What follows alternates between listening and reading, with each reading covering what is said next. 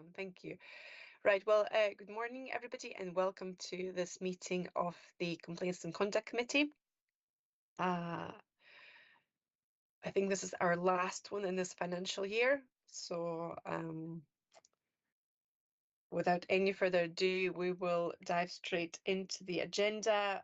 So as you know, this is obviously a Teams meeting, so should I drop off the call at any stage, then Colette will let the attendees know, and the meeting will be paused until I can hopefully rejoin the meeting. So that is what we have planned. So I think a very warm welcome to Raymond Brown, who I believe is joining us today. I've seen you somewhere on screen, Raymond. Good morning. You're joining us in your role as the PERC Head of Investigations, and I understand you will be attending this committee going forward. So welcome. Really, really happy to have you on board. Thank you. So I think we've received some apologies. So there will be some changes to the names of those presenting the report. So there may be a bit of a discrepancy of what we have in the papers to who will actually be talking to the papers, but we will cover that for each item as we go through the agenda this morning. We're also joined by Maggie Pettigrew from HMSCS. Good morning, Maggie. Good to have you with us as well. Good morning. And I understand we have got apologies this morning from DCC Alan Spears and ACC Stuart Houston. And I don't think we have got any other apologies. So that's good. May I just at this stage ask if there are any declarations of interest or any connections that anybody needs to declare with respect to the items in the agenda today? And I can see none, which is good. I have not been notified of any other business. So I don't assume there will be any other business.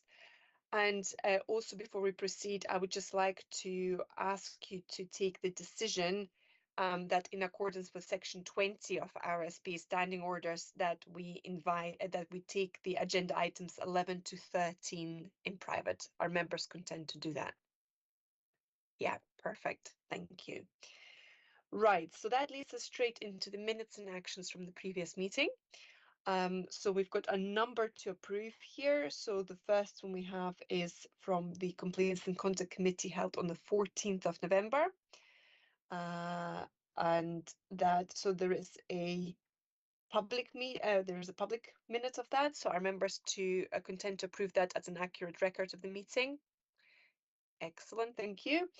And then we also have the public minute from the private meeting also held. No, that one was held on the.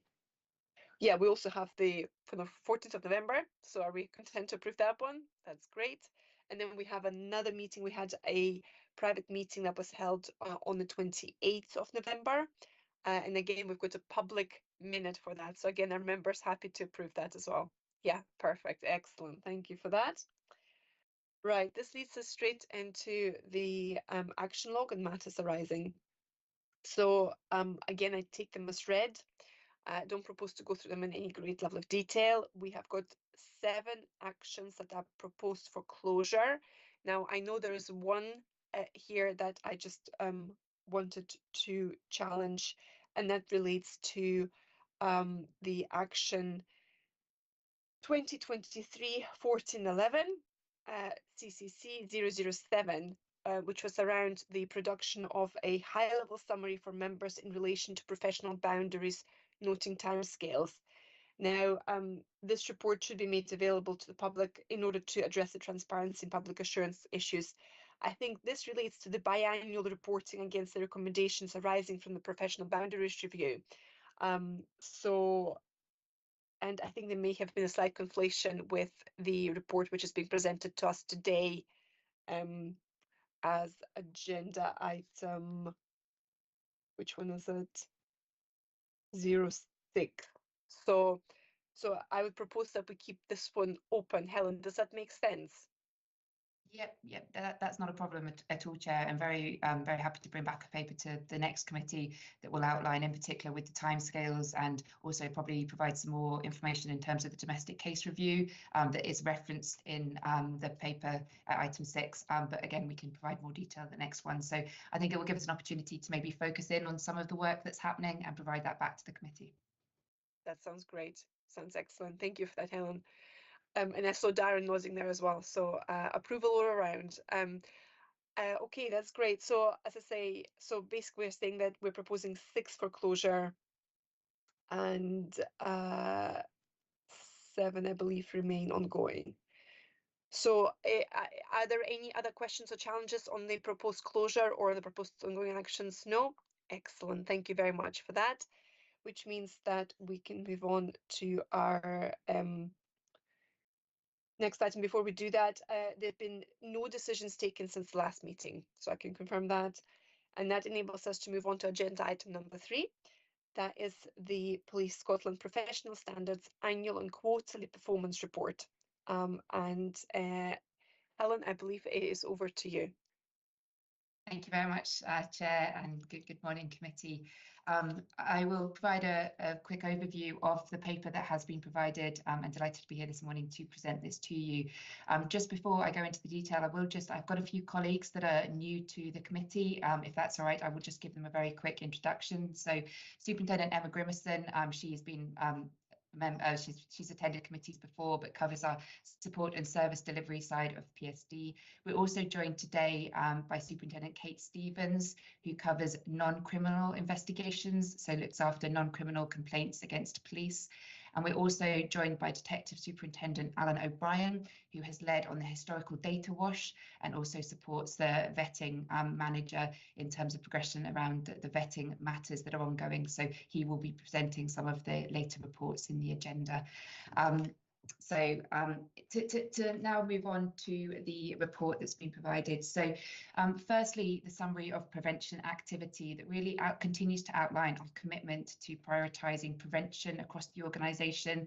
And we have drawn to the year-long campaign in terms of the focus on the standards, and the code of conduct for staff has now concluded, but we now continue to drive into the next phase of that work to continue to build on raising awareness of the standards.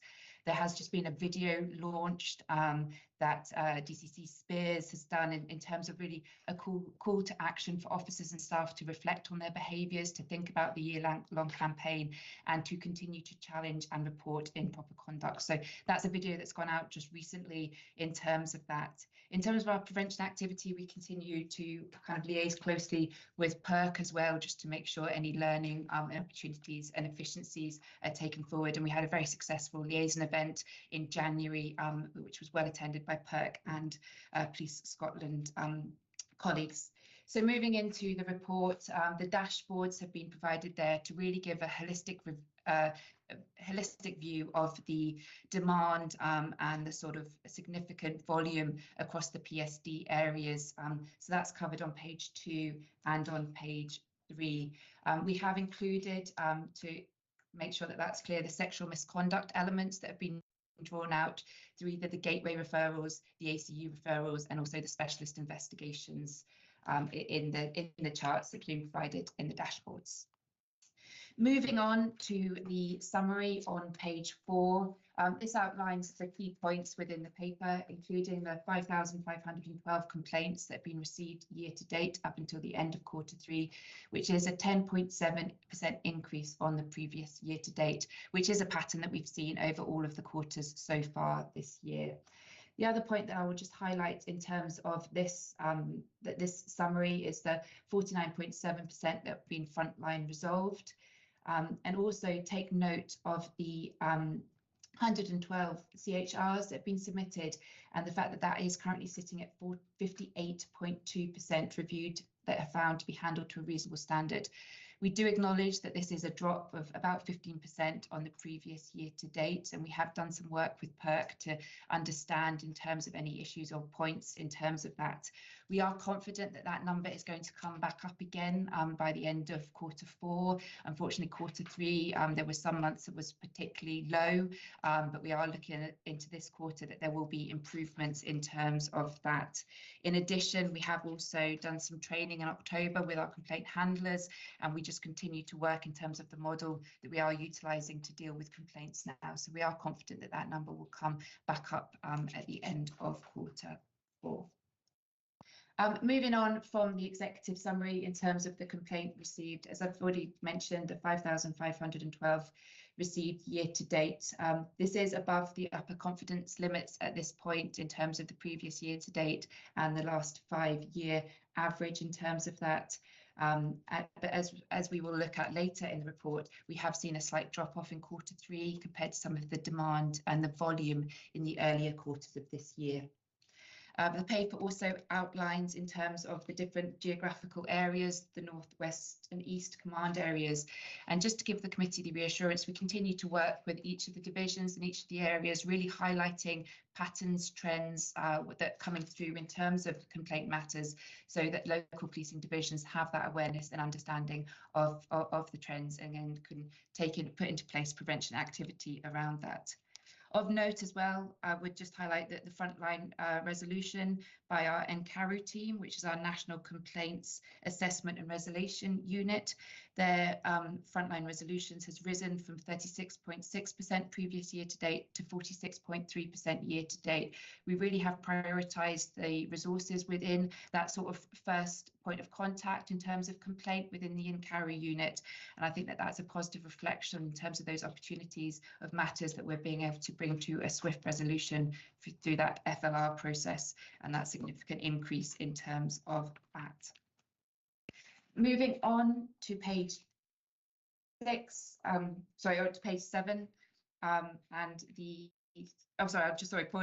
page 6 and chart 3, which provides the number of complaints across each of the last 8 quarters, apparently showing that sort of continuous timeline. And as I say, we have seen that Q3 has reduced from the spikes in Q1 and 2 of this year. Moving on in terms of the emerging trends as outlined on page 7, and just to pull out the key points that have been highlighted, the 122 discriminatory behaviour allegations, which is an increase on the previous year to date of 33, and this is primarily influenced by an increase within the race subtype, where we have received 66 such allegations. We have done a bit of a deep dive into that just to identify if there is any sort of trends or patterns for us to be aware of.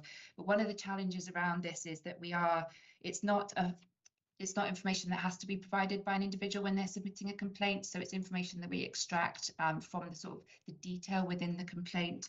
When the upgrade to Centurion is delivered, that will enable us to more closely monitor that, as it will be a field that's requested by individuals when they're filling in that complaint form. So what we are doing is keeping a close eye in terms of that. As I say, our measures of those, we will sort of gain confidence in terms of that as we move forward with that Centurion update in terms of that.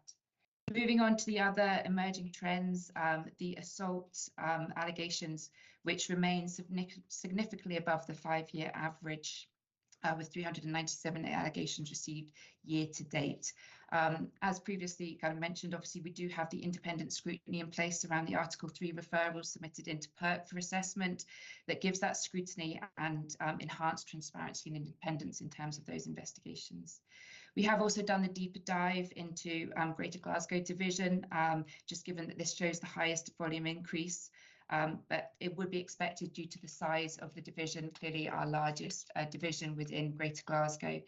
And we have highlighted that the dominant feature within this is often allegations frequently linked to the arrest of a complainer. So this would obviously be when officers are utilising officer safety techniques in terms of the restraint or arrest of an individual, which would then obviously also include the use of a force form being submitted by the officer, and we make sure that those are sort of quality checked and compared as part of the investigation, but also that we are linking in with our officers and colleagues in OST to make sure any trends or patterns is being picked up and can then be reflected in terms of the training that is delivered there. Moving on to the quality of service, and I know Kat went into quite a lot of detail in terms of this within the last committee, so I'm happy at the end to take any questions, but I'll just kind of give you the high level points in terms of the quality of service. And I know that there's a planned workshop as well, or certainly we're trying to plan a workshop with board members in order to kind of deep dive a little bit more into these, but it does remain at an elevated level in terms of quality of service, although reduced from the previous year to date. So in terms of policy and procedures this year, we're looking at 548, which is 11.2% increase on the 5-year average, but down 28.5 on the previous year. In terms of service delivery, 1,100, which is a 33.1% increase on the 5-year average, but down 7.3% on previous year to date. And similarly with the service outcome total, 1,339, which, as I say, is 8.1% in terms of the 5-year average, but a decrease of 12.5% on the previous year to date. And as I say, Kat went into a bit of detail during the last committee in terms of exactly what that policing kind of the policy and procedure, what the elements look like, so that we can show that we are tracking and monitoring in terms of those, and then feeding that back to the divisions. Moving on to page 8, sticking with the emerging trends, just pulling out the irregularity in procedure allegations, and the 4 increases in subtypes that have been noted have been the provide insufficient updates to the complainer, road traffic procedure, and this was something that we pulled out and highlighted in the last edition of the standard, the length of time taken to investigate or carry out inquiries, and disclosure of information non-criminal. It is noted, though, these complaints may have a subject officer attached, but could also be considered in terms of quality of service issue as well. So clearly, we continue to monitor to make sure that that's aligned to the most appropriate categorisation within that. Moving on to page 10 and the service delivery, in terms of allegations uphold, remain at a relatively stable rate of 15.6, closely aligned to previous year to date, and the 5-year average at 17.2% in terms of that. Again, the analysis of the key themes and trends in terms of that continues with feedback and messaging around prevention activity where possible. In terms of the timescales compliance, obviously it's recognised that 11.7% of non-criminal complaints closed within the year to date within the 56 days, which is significantly below the 5-year average. This is an area that we continue to try and prioritise and have provided additional resources in order to try and support in terms of the non-criminal complaints and the progression around that, and we continue to maintain a close watch in terms of that. Moving on to the PERC referrals, the 220 statutory referrals made to PERC in the year to date, which is a 7.2 decrease in the previous year to date, with the STO taser discharge being have increased by 65%. And again, I know that that's been commented on previously in committee around the sort of mental health factors correlating with the possession of offensive weapon that has led to that increase in referrals, along with the uplift in our STOs. Moving on to page 12 and the conduct unit, this outlines the 69 officers suspended and the 92 subject to duty restrictions, and the further 13 members of police staff. Just comment on the 28.7% increase in preliminary conduct assessments that have been undertaken so far year to date. You'll notice on page 13 that we've included some new data within the report touching on the timescales of investigations within the conduct unit.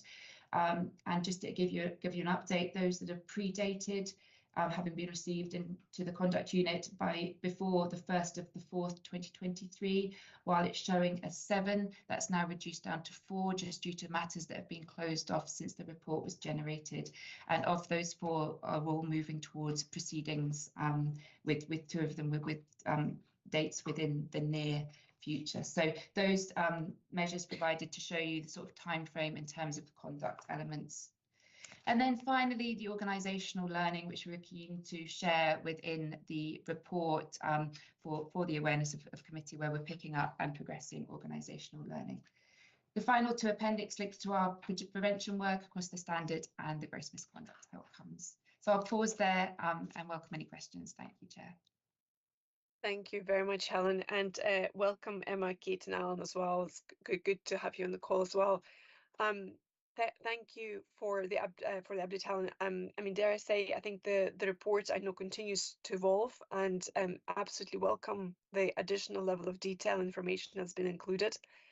And I also really welcome the narrative that you've provided around some of the things that have been jumping out at us, from the report. So it's really helpful to understand, the areas where you have been doing some deeper dives. So that level of insight is really welcome. I would like to open it up to my committee members at this stage for questions, comments, or any observations. Anybody would like to come in on the report? Fiona, please. Thanks, Chair, and thanks, Helen, for that. I'd like to echo Katharina's comments on the continuous improvement that we've seen over probably the last couple of years about the level of transparency, the responsiveness of the team to what board members are asking for. So it's very helpful to see that.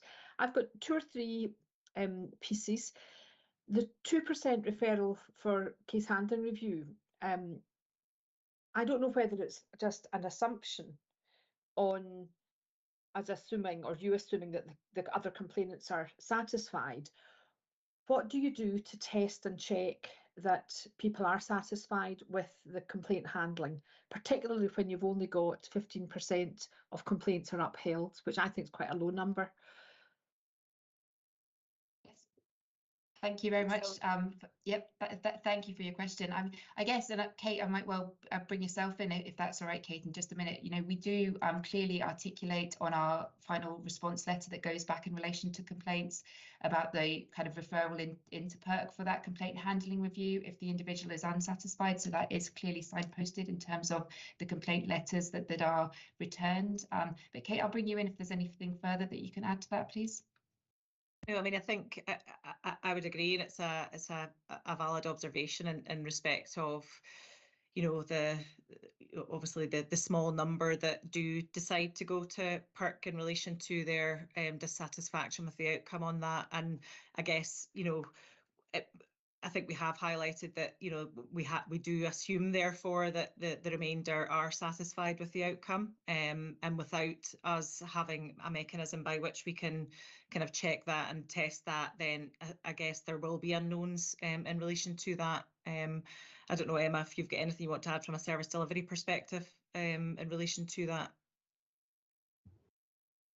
Good morning, committee. The only other thing I would add would be in relation to the kind of user satisfaction survey, which the support and service delivery team can coordinate the results of those coming from the public in general. So if there is any kind of influence of dissatisfaction in terms of a complaint that's not come through the correct route, then we would pick it up through the user satisfaction survey. And if there is any learning that's not necessarily a new complaint, we would disseminate that across to Kate's team, and quite a lot of it's positive as well, just to ensure that those messages are being fed back. I think there are, so it may well be our deep dive, we can have a conversation about this, but I'm wondering if there's other learning from other police services. So where is best practice?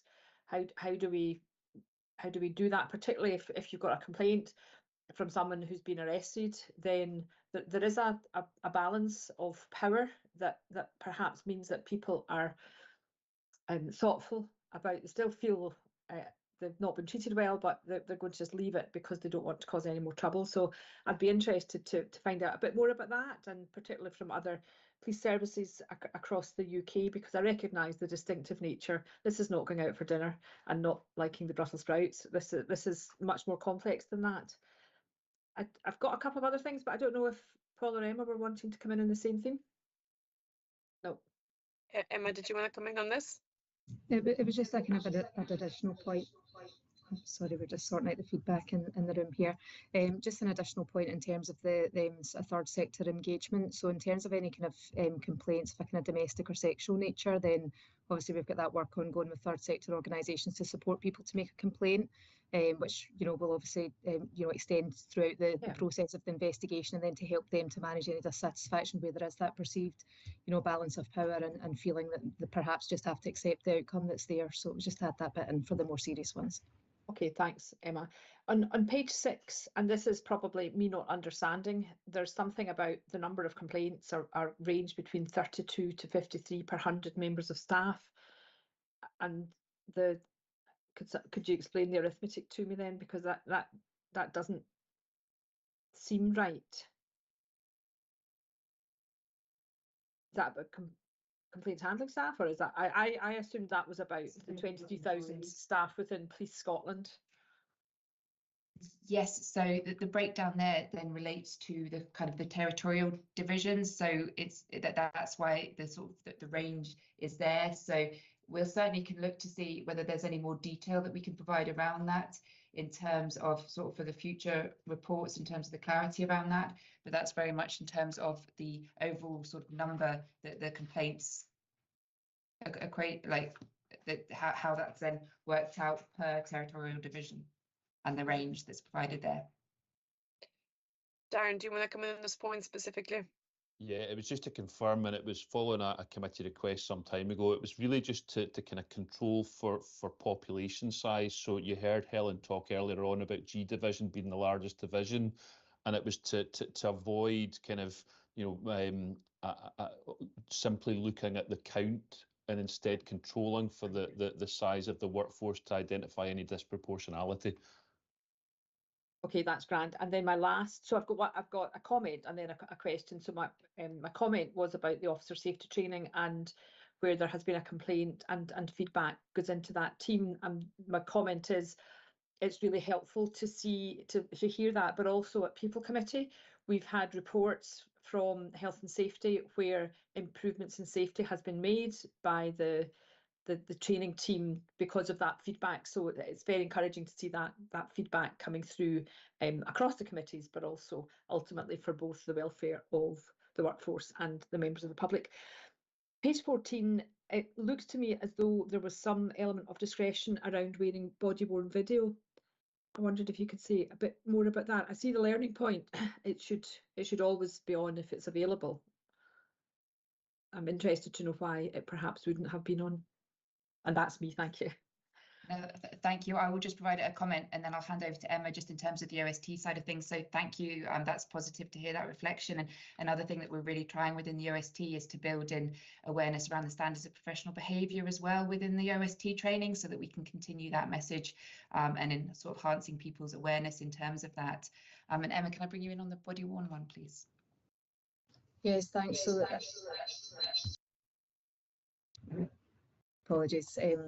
Yeah, thank you for that. So that had come out of a PERC investigation, that there was a suggestion that body-worn video was available, but hadn't been turned on. So it's a particular learning point that came out of that, just for us to then look to the policy and the guidance as to whether that was absolutely clear, that was the case. If you require any further information around that particular investigation, I'm happy to provide it. No, not at all. I was just checking what standard operating procedures would be, particularly given the Chief Constable's commitment to roll this out, which will be very helpful in terms of workforce safety. Thank you. Thank you, Fiona, and Helen and Emma and Kate for fielding these questions. Paul, please. Yeah, it's the bit about discriminatory behaviour allegations on emerging trends, and Fiona kind of touched on read across to other services. Now, you're clearly doing in-house comparators, but are you doing any external benchmarking, and if so, who with or whom with?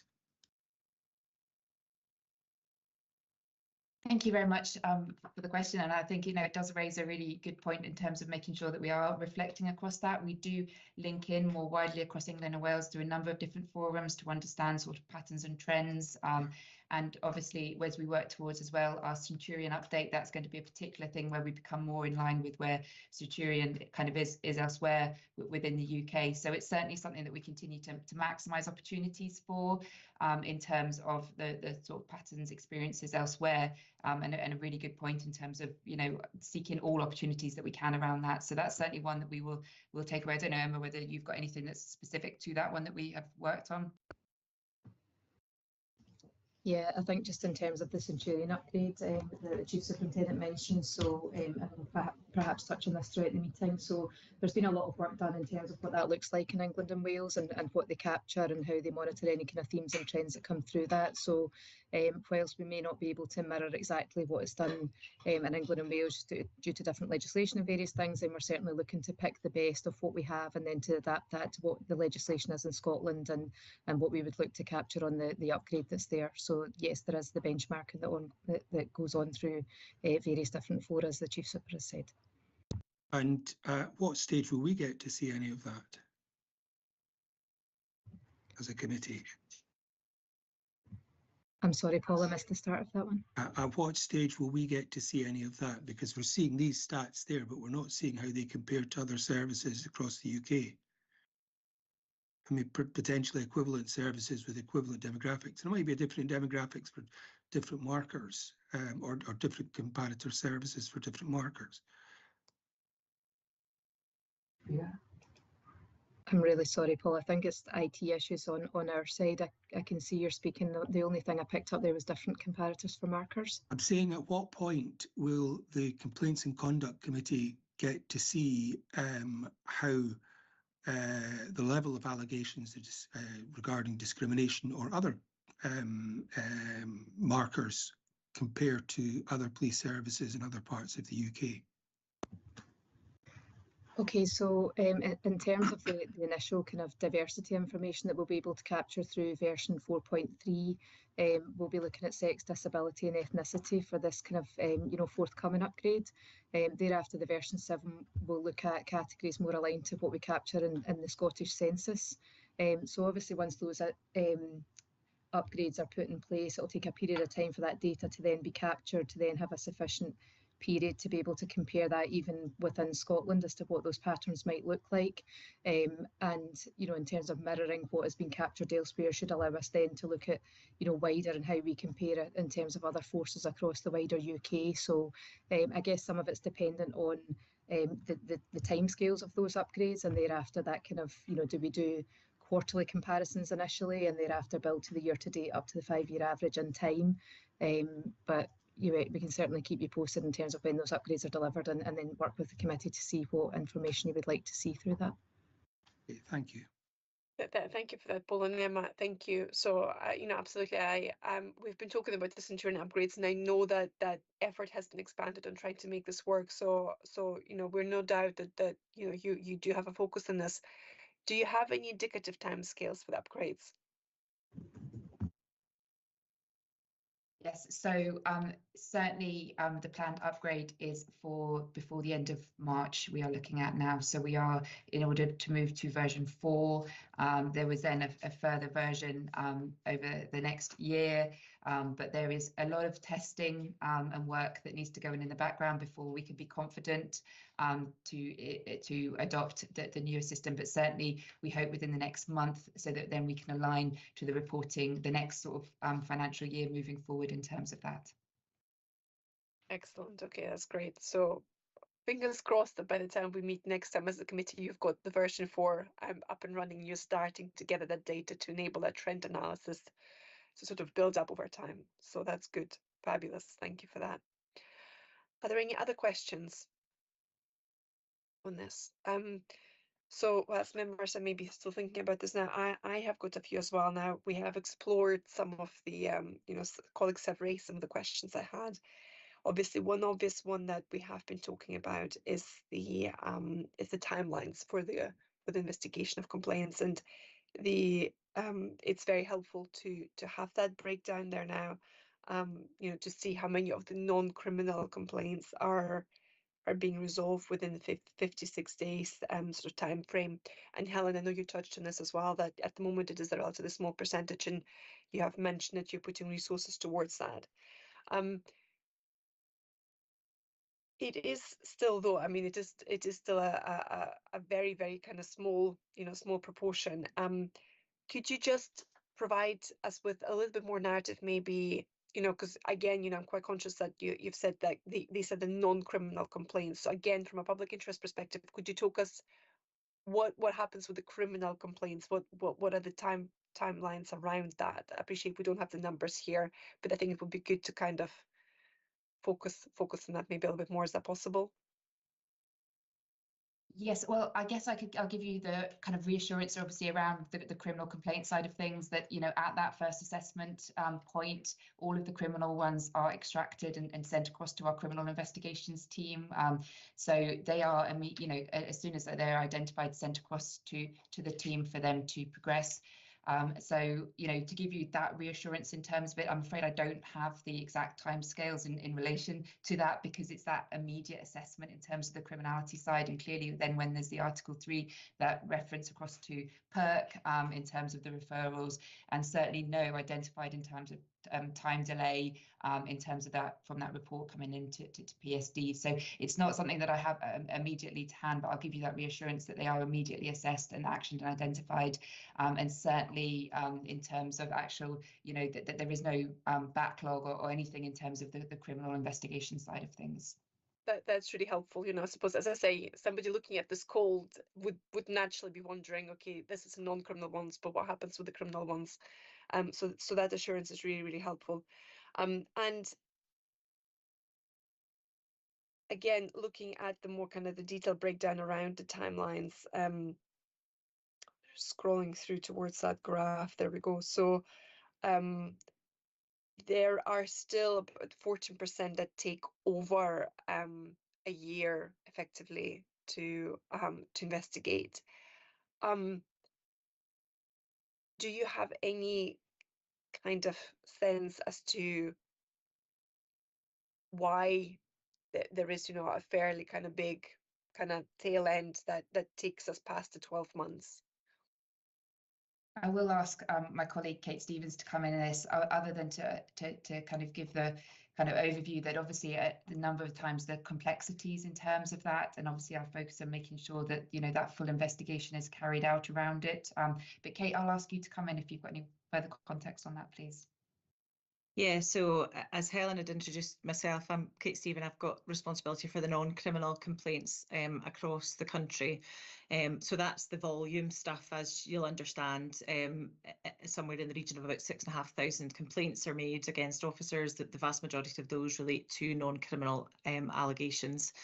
So where we're at the moment, and again, I know the Chief Super had kind of provided a little bit of context in relation to you know, the work that's been done, the changes, the increases in demand across PSD generally, that, you know, the non-criminal sphere is not immune to that either. So as we've seen, there's been a 10% increase in the number of complaints made in this current report, and that's a trend that we've seen over the last wee while. So I guess in short, the challenge that we have is that the number of complaints versus the resources we have dealing with those complaints means that at the point, and I suppose that I'll start off with the reassurance that at that initial point that a complaint comes in, there's a really robust risk and triage process in CARU, and we've seen obviously the success rate in terms of that frontline resolution. So where a complaint is assessed as being suitable to be resolved in that manner,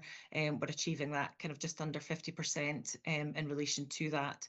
Those that don't meet that criteria are then go in a certain way. So as the boss has said, the criminal complaints will be passed to the criminal team.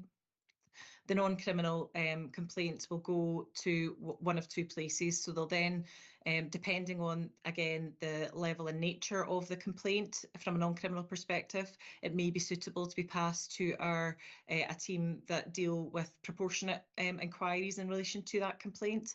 And they are generally dealt with in a swifter manner. So it's those ones that don't have that complexity, that don't have a significant number of heads of complaints, that perhaps are a little bit more straightforward for us to investigate. So they'll be passed to that very modest team. It's a sergeant and 4 constables that are within that team, and they'll deal with those ones. The remainder then get passed on to the non-criminal investigators, of which I've got 22 sergeants across the country who will then progress those investigations. So they are sitting with the bulk of those. What I will say is that the non-criminal complaints for investigation, there is a backlog in relation to those. So once that triage and risk process has been undertaken, essentially they will be sitting waiting for allocation. Unfortunately, the clock for the 56 days, if you like, to use that term, starts at the point where that complaint is assessed at that initial point, suitable for investigation. So unfortunately, just as I've kind of outlined, you know, just for reasons, I guess, out with an element of our control in terms of that. Once that risk and triage process is undertaken, there's a period of time, on occasions a significant period of time, where a complaint is awaiting allocation to an investigating officer for them to then progress that. And I guess in short, that would be my kind of explanation as to why we're seeing the levels that we've seen in that kind of more detailed breakdown within this current report around about those timescales. That's really helpful, Kate. Thank you so much. I think this is a really kind of good, quite a fulsome explanation we've heard to date in terms of what happens when a complaint comes in and the triage and kind of the sizes of the teams and just of the journey of our complaints. I really do appreciate that. Fiona, do you want to come in on this point as well, or So I've got yes.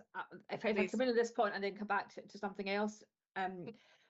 As far as I remember, we were advised there was a significant additional resource when the new centralised complaints handling model was being introduced, and with the advice that that would therefore significantly improve complaints handling, because I'm really uneasy about that length of time that it's taking to resolve a complaint. So was I wrong to think that the additional resource that was added, I think it was about 16 additional people came into the team, with the promise that that would significantly improve response times, but also it would be helpful then to have a more detailed report that would demonstrate when that's going to get pulled back, what a reasonable time scale is, and when we think we're going to meet that for the majority of complaints.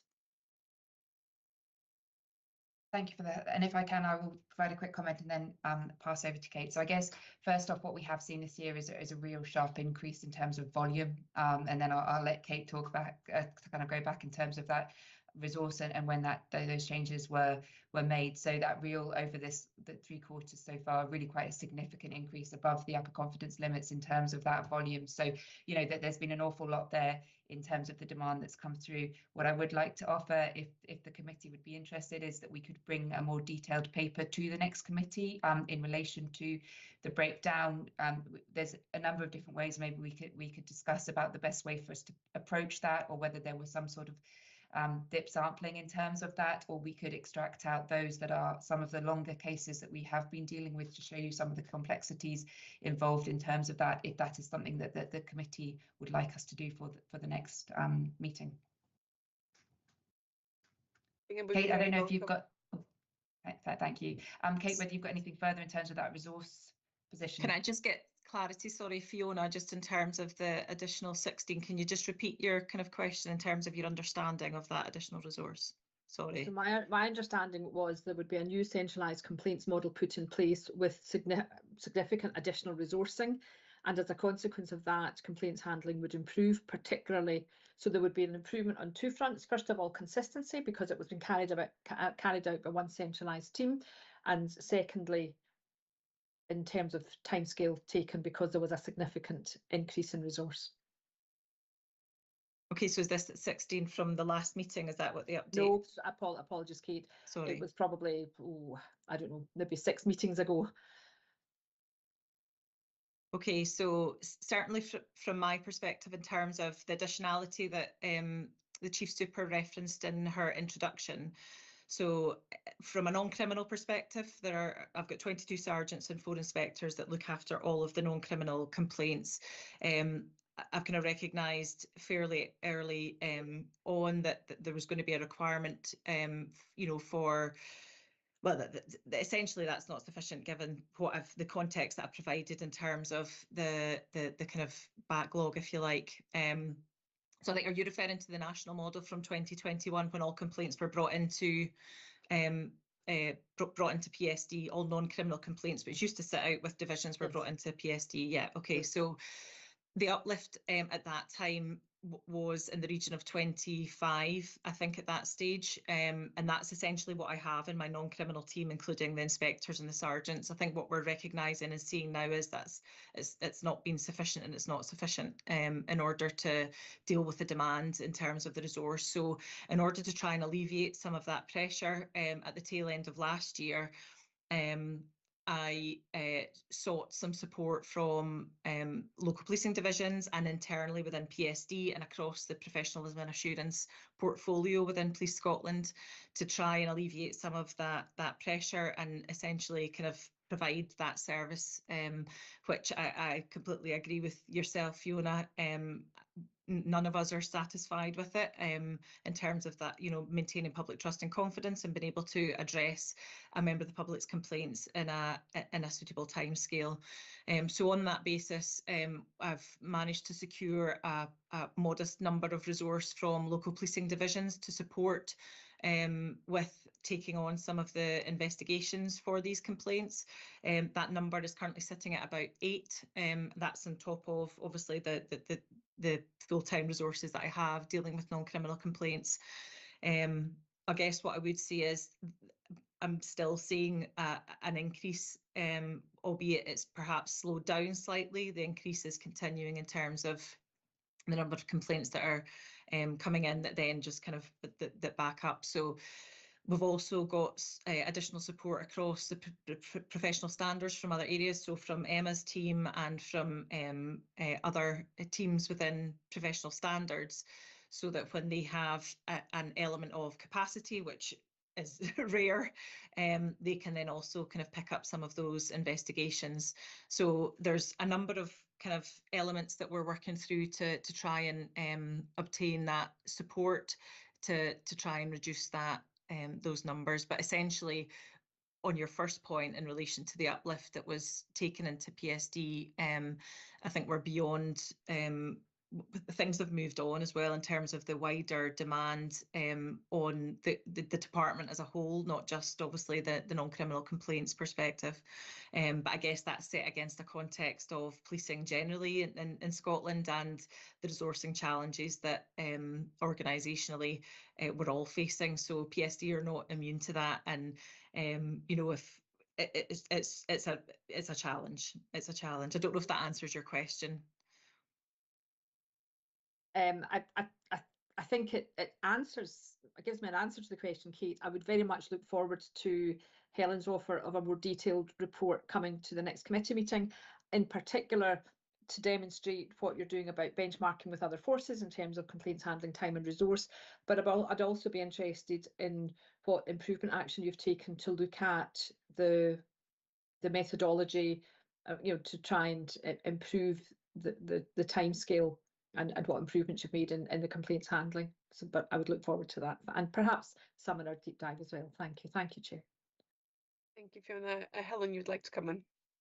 Yes, just to add a few further comments to that sort of explanation that Kate has provided there, is that, what we are really keen to, the importance of the consistency and the quality as well is really, really keen. So whilst we have had some support across other PSD areas and some officers that have come in for that either development opportunity, which have not come from frontline policing, but come from elsewhere in division where there has been an opportunity for us to utilise them and their skills within PSD.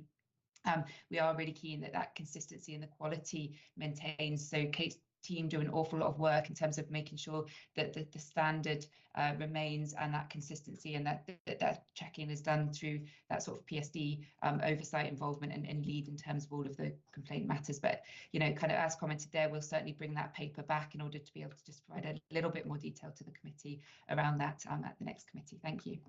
Mm-hmm. Thank you very much, Helen. And Fiona, I take it it's a legacy hand, yeah? Or do you want to? I've got other questions to ask, but if I think you were asking your questions, I'll wait my turn. Right. Okay. No, that's fine. Thank you, Fiona. I suppose I really welcome this discussion. Kate, Helen, I think this is a really, really important point. What I'm hearing here is that the volume of complaints is going up. The workforce isn't necessarily going up in the same kind of at the same rate. you know, it's really interesting to hear, you know, and thank you, Kate, for kind of explaining some of the actions you've taken to try and get that. I get the quality kind of element as well.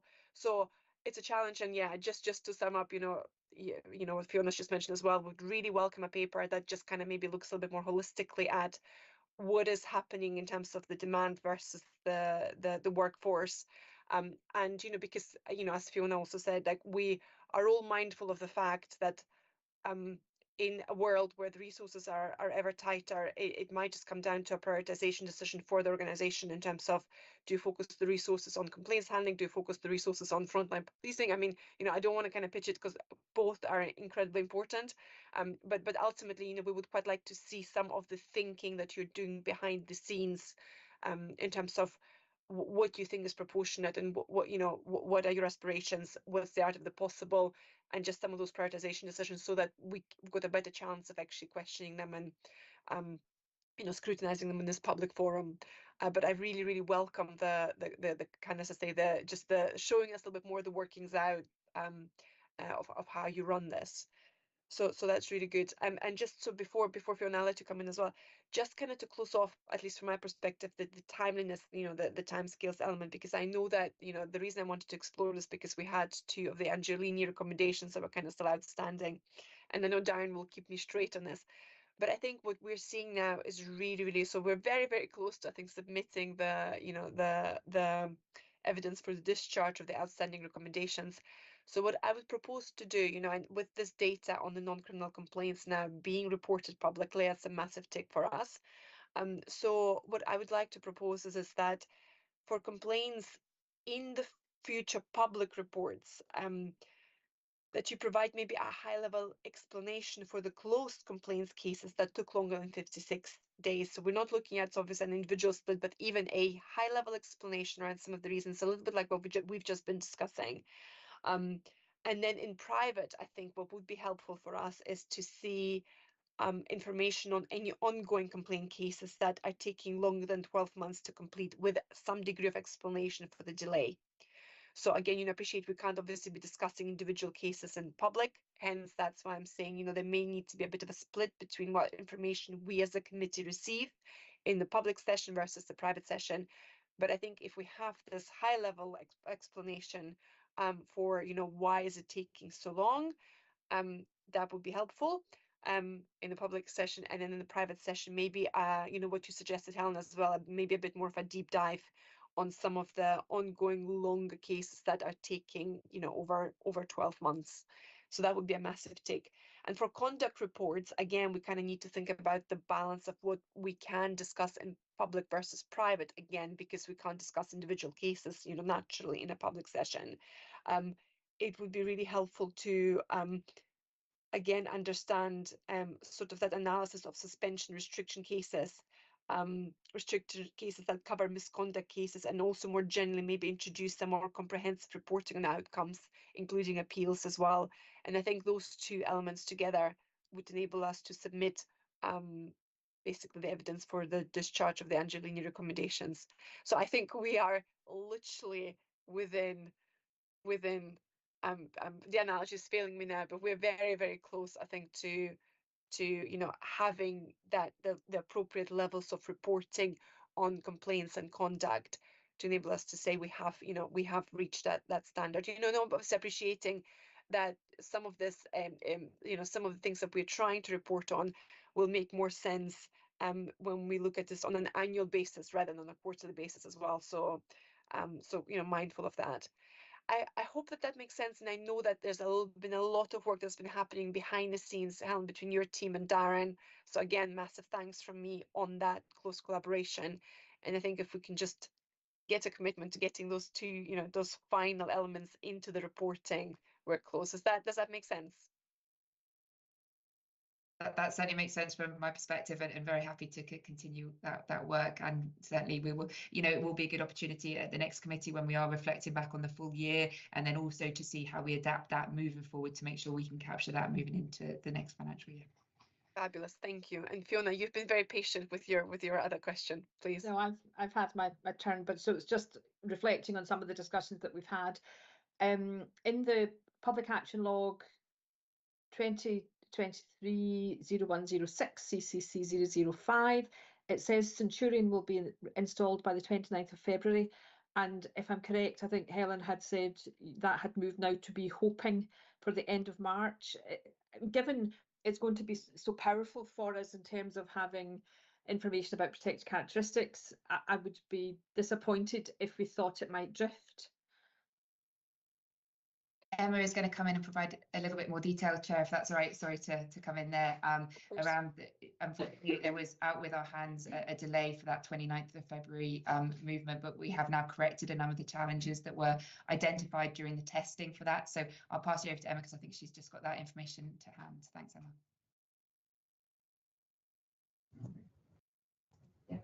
Yep, thank you. Sorry, I was just turning down the volume on the other side there. So it was just to provide, we were very hopeful that the go live date was going to be in 2 days' time, 29th of February, at the time that these papers were submitted. As you're aware, we're working really closely with the external supplier in our digital division to try and thoroughly test those. So just to give an idea of some of the issues, and a couple of them have since been resolved, but it's a kind of 3-week cycle, hence the date is probably more likely to be 21st of March now. So one of them is fairly straightforward, it would look like, but would really impact on our kind of statistical sort of drawdown, and the Excel files were shown in the kind of US format rather than the UK format. So obviously, sort of days and months would be problematic if we were looking at those. There was also a bit of an issue in terms of the reading of data. So the reading of the data was working as required in the test environment, but the actual reading reports were not working, which are obviously really relevant for some of the other recommendations that we have as well that we have to discharge. And there were some issues in terms of the sort of progress reports and extended staff history reports that are drawn down from the system, so which would impact on our kind of early intervention processes, etc. So just to give you a flavour of what the issues are, a significant amount have been resolved, just over the last couple of months with those, daily meetings with those suppliers. So there is a really good grip around it, but it's just those outstanding things that we felt were too much of a risk to go ahead in 2 days' time without having those resolved. So yeah, hopefully by the 21st of March, or certainly by then, we'll be able to report on progress at the next committee. Okay, that's really helpful. And then one final thing that I want to test out. I have heard, probably at authority meetings and perhaps even in people committee, because we've decreased the resource available to Police Scotland, there's an increase in complaints. From the data that's been presented to us for this meeting, there doesn't seem to be a correlation between reduced resource of service as opposed to reduced resource of PSD and increase in complaints, because my understanding is that there didn't seem to be a reduced volume in workforce until the second half of this year.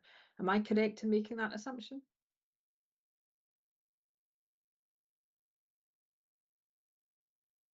Thank you for that point. And I think it's something that we can continue to sort of monitor and track in terms of that whole position around it. Obviously, as kind of mentioned, sometimes the complaint element, when we're maybe looking at irregularity of procedure, we are trying to have a look to see actually is that linked in any way to the fact that maybe there weren't officers able to, in terms of the officer numbers that's available and that type of thing as well. So we work really hard to try and make sure we're aligning the complaint to the correct sort of category in relation, take into account the wider circumstances as well around that. But it's certainly something that we will continue to monitor on. I don't think I can kind of give any either sort of further comment at this point in terms of either way in terms of that, but something we continue to be aware of. And I'll ask Emma. Go ahead, Emma. Yeah, it was just to provide a bit of assurance around the kind of monitoring going forward of the kind of the North operating model, and the potential for increased complaints with potentially not going to those incidents. I think it was discussed at the board last week around those that don't have any kind of lines of inquiry, etc. So we have got a marker on Centurion, and we explore with complainers whether their perception is that because they're in a particular part of the country that they're adversely affected by that, and we'll continue to kind of monitor that going forward as that operating model continues in other areas across the country. So we'll continue, if there is an issue, obviously that will be drawn out through the quality of service allegations and future reporting, and as Chief Super said, we do that assessment as to whether it's an individual officer's an issue there, or whether it's organisational, because a complainer may perceive it to be that the officer has not bothered to conduct a sufficient inquiry into their complaint, whereas it's just that they're bound by the obviously the processes and procedures within the organisation. So we do that at that point of receipt. Okay, that's grand. Thank you very much. Thank you, Chair. Thank you. Right, thank you, everybody. I see no further hands up on this agenda item, and thank you, everybody, for this really good discussion. As I say, this is just the beauty of having more information being presented better. The narrative is really good, and I think we're definitely, certainly my understanding is increasing, and and I hope that that's kind of beneficial for everybody who's interested in how well does Police Scotland manage complaints, what are the challenges, etc. So really appreciate that. Thank you to colleagues and to officers for obviously for this really good discussion. Right, without any further ado, we'll give our Police Scotland colleagues a break, and we will go over to Darren to cover the SPA update. Darren, over to you, please. Thank you, Chair. Thanks, members. This is our regular SPA quarterly report, including key statistics reflecting the position at the end of Q3 and with comparison to the previous 7 quarters, and additionally includes an update on findings from the most recent DIP sample of Police Scotland complaints in respect of complaints which were closed in Q1 of this year. So in terms of the performance report in first instance, the overarching observation is that in the context of a generally low volume of relevant complaints and corresponding allegations, numbers remain largely consistent over the 8-quarter period, and the majority, as previously, relate to senior officers, recognising that the broader responsibility that the authority has in terms of complaints, in terms of SP forensics and Police Scotland senior officers. But again, I emphasise that volumes remain very low. In terms of the nature of complaints, 79%, the majority relate to on-duty matters, with the remainder relating to complainants' dissatisfaction with quality of service received. Early stage resolution, which is the equivalent of Police Scotland frontline resolution, continues to be an effective means of addressing complaints of a less serious nature, and that relates to 44% of allegations which were closed during the period. In terms of the overall complaints closed during the reporting period, 75% of those were completed within 40 working days or 56 calendar days target. And at the end of the period, there were 2 complaints which remained ongoing. I'll perhaps just pause at that point before I move on to DIP sampling, shall I, or will I just carry on? I think you're good to carry on. I don't see any hands popping up, so please. No problem. So in terms of DIP sampling, this is the 3rd sample that's been undertaken following the reintroduction of the exercise, and covers roughly 5% of closed complaints, in this instance from Q1 23-24. A summary is provided in the report cover sheet with a more detailed appendix, but essentially the point to emphasise here is that there are a number of findings and high-level recommendations which are consistent with what we've found over the prior 2 quarters, and again align with some of the commentary that's come back via PERC reports in terms of recommendations, learning points from CHRs, as well as from the earlier joint SP PERC audit. The final thing I wanted to cover was just as I normally do here in terms of other areas of work that the team are involved in. So I have provided a high-level update in terms of the most recent meeting of the National Complaint Handling Development Group on the 7th of December. The group is actually due to meet again on the 18th, not the 12th, as reported in the paper, but to hopefully give you a degree of reassurance that a number of the kind of key areas of development and improvement that the committee have picked up on this morning are areas that Police Scotland, ourselves and the PERC are engaged in joint discussion around.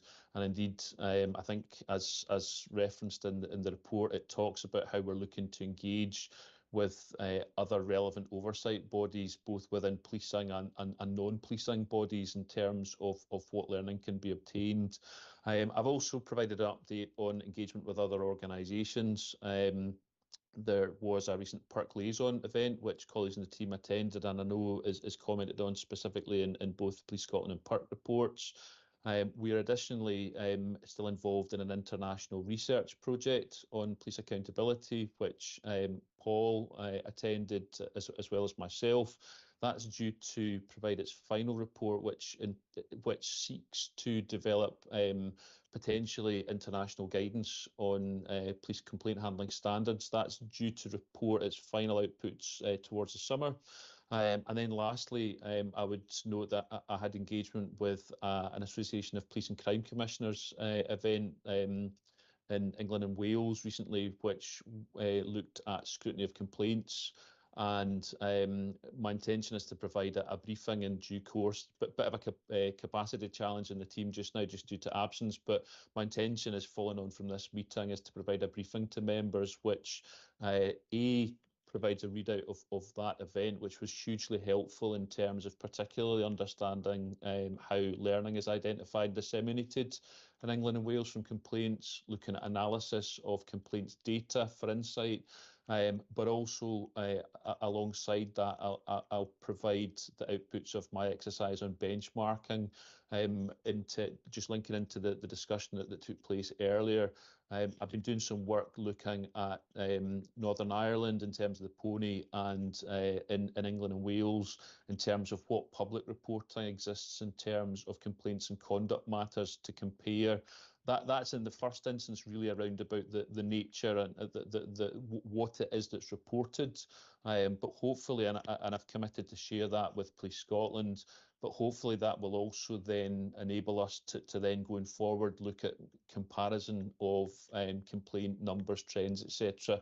Notwithstanding there are differences in terminology and recording that exist across these different jurisdictions. But that's probably everything that I would want to cover, and happy to take any questions. Thank you very much for the report, Darren, and thank you for the narrative provided there as well. Just really encouraging, some really good work happening. I'm very, very excited about kind of all the benchmarking activity, the international kind of perspective, because I think we can always benefit from just a variety of different inputs, and there isn't always the need to reinvent the wheel. It's always good to see what other people are doing. So presumably all the work that you're doing on the SPA side, you are sharing with our Police Scotland colleagues as well. So that's absolutely excellent. May I just ask if any of the members have got any questions on the data that Darren's presented? As I say, it seems, well, it is very consistent. if it's very consistent with what we've seen in the past sessions as well. Okay, well, if there's no other questions or comments, I think we are okay to move on to the next agenda item. Thank you for that, Darren. And so the next agenda item is the PIRG annual and quarterly report on Police Scotland handling of complaints and investigation referrals. And we've got obviously Ilya and Raymond who will be talking to us now. Ilya, I believe it's over to you in the first instance. Good morning. Good morning, Chair. Good morning, committee. Thank you. This morning I'll present the Q3 PIRG report, providing you some data from our analysis of police complaint handling. Generally speaking, in Q4 we received 60 new applications for CHRs. You'll see that a slight increase on Q2. And generally, for a year to date, to the end of Q3, we've received 19 more applications for complaint handling reviews than in the previous year. At the bottom of page 5, you'll see our new key performance indicators. Just generally speaking, all the CHRs that were brought over from the previous counting regime at the 1st of April of last year have now been concluded. In terms of CHR applications that received this year, you'll see that 95% of those have been closed within 90 working days. So generally speaking, there is no delay in terms of the CHRs just now. So probably just looking roughly at the data, some of the CHRs that were concluded in January were in relation to complaints that Police Scotland have concluded perhaps in October of last year. So the gap is certainly much shorter, so the data is probably a little bit more relevant. You'll see on page 6,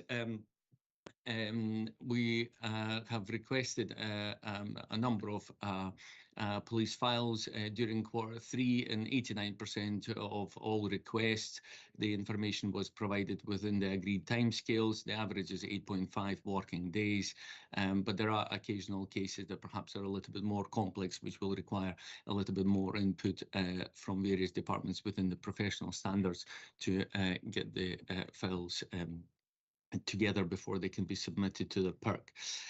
On top of that, you'll see that we continue to make additional requests for information during the complaint handling reviews. Generally speaking, 13.5 working days on average for additional information. There is some variance in terms of geographical areas, but overall, I think the timescales generally are reducing, which enables the PERC to conduct the complaint handling reviews much more efficiently. During Q3, we issued 35 complaint handling reviews, slightly less than in Q2. Generally speaking, you will see that the explanation, the narrative provided that where we consider that the complaints are of relatively low level, we would ordinarily exercise discretion. There is certain increase in terms of Police Scotland utilising the non-investigation provisions, which are applicable or relevant for dealing with low-level complaints. So certainly those cases where we think that on the face of it, policing body have taken all reasonable steps to deal with the complaints already, we probably would not take that for a review. In terms of the findings from the CHRs, you'll see that in terms of the Q3 alone, the figure is a little bit low, 49% were deemed to be reasonably handled. The slightly lower than Q1 and Q2. In terms of the year-to-date figure, the figure quoted by Police Scotland, 58%, is roughly accurate. That's the year-to-date figure so far. We have taken cognizance that we've taken a slightly different approach. Primarily, there is much more detailed recording of our discretionary decisions under the current business counting rules. So you will see that 87 decisions were made in Q3, discretionary decisions. 66% of those were issued on the grounds of proportionality. So again, that's in relation to low-level complaints where, in our view, Police Scotland have taken all reasonable steps to deal with the complaint. In our estimation, had those cases been taken for a review, that potentially would affect the overall figure for reasonably handled complaints, potentially up to 5%. You'll note a slight variance in terms of the data recorded by the PERC and Police Scotland in terms of the recommendations. Unfortunately, I didn't spot it before this meeting. We do try to deconflict the data, but there are slight variants. You'll see primarily it's in relation to the recommendations. I think PERC has recorded 211 recommendations year to date, 80 in Q3. One I suppose trend to highlight again, there may be slight variations in terms of how recommendations are recorded, but you'll see a significant increase in the recommendations which relate to further inquiries. So there was a general increase in findings of insufficient inquiries within the CHRs, and that potentially you will see other categories which ordinarily are slightly higher, such as reassess and issue a fresh response or record the complaint and respond. They are significantly lower than in the previous years. And in terms of the recommendations made year to date, 31% have been implemented at the time the report was put together. 40% of those were implemented within 40 working days. Finally, there is a summary of the learning points. Again, two significant organisational learning points. We continue to liaise with Police Scotland to make sure that and the recommendations are implemented, but we also included a learning point from a recent CHR where we identified good complaint handling practice by our colleagues in the Professional Standards Department. I think it's important to highlight that learning works both ways. It's not just about highlighting where we can improve, but actually highlighting good practice so that it can be cascaded within the Professional Standards Department as well. Finally, there is a summary of the stakeholder engagement. You'll see that the liaison event that the SPA complaints team attended was a very positive event. I think a very good turnout in terms of PSD and the PERC.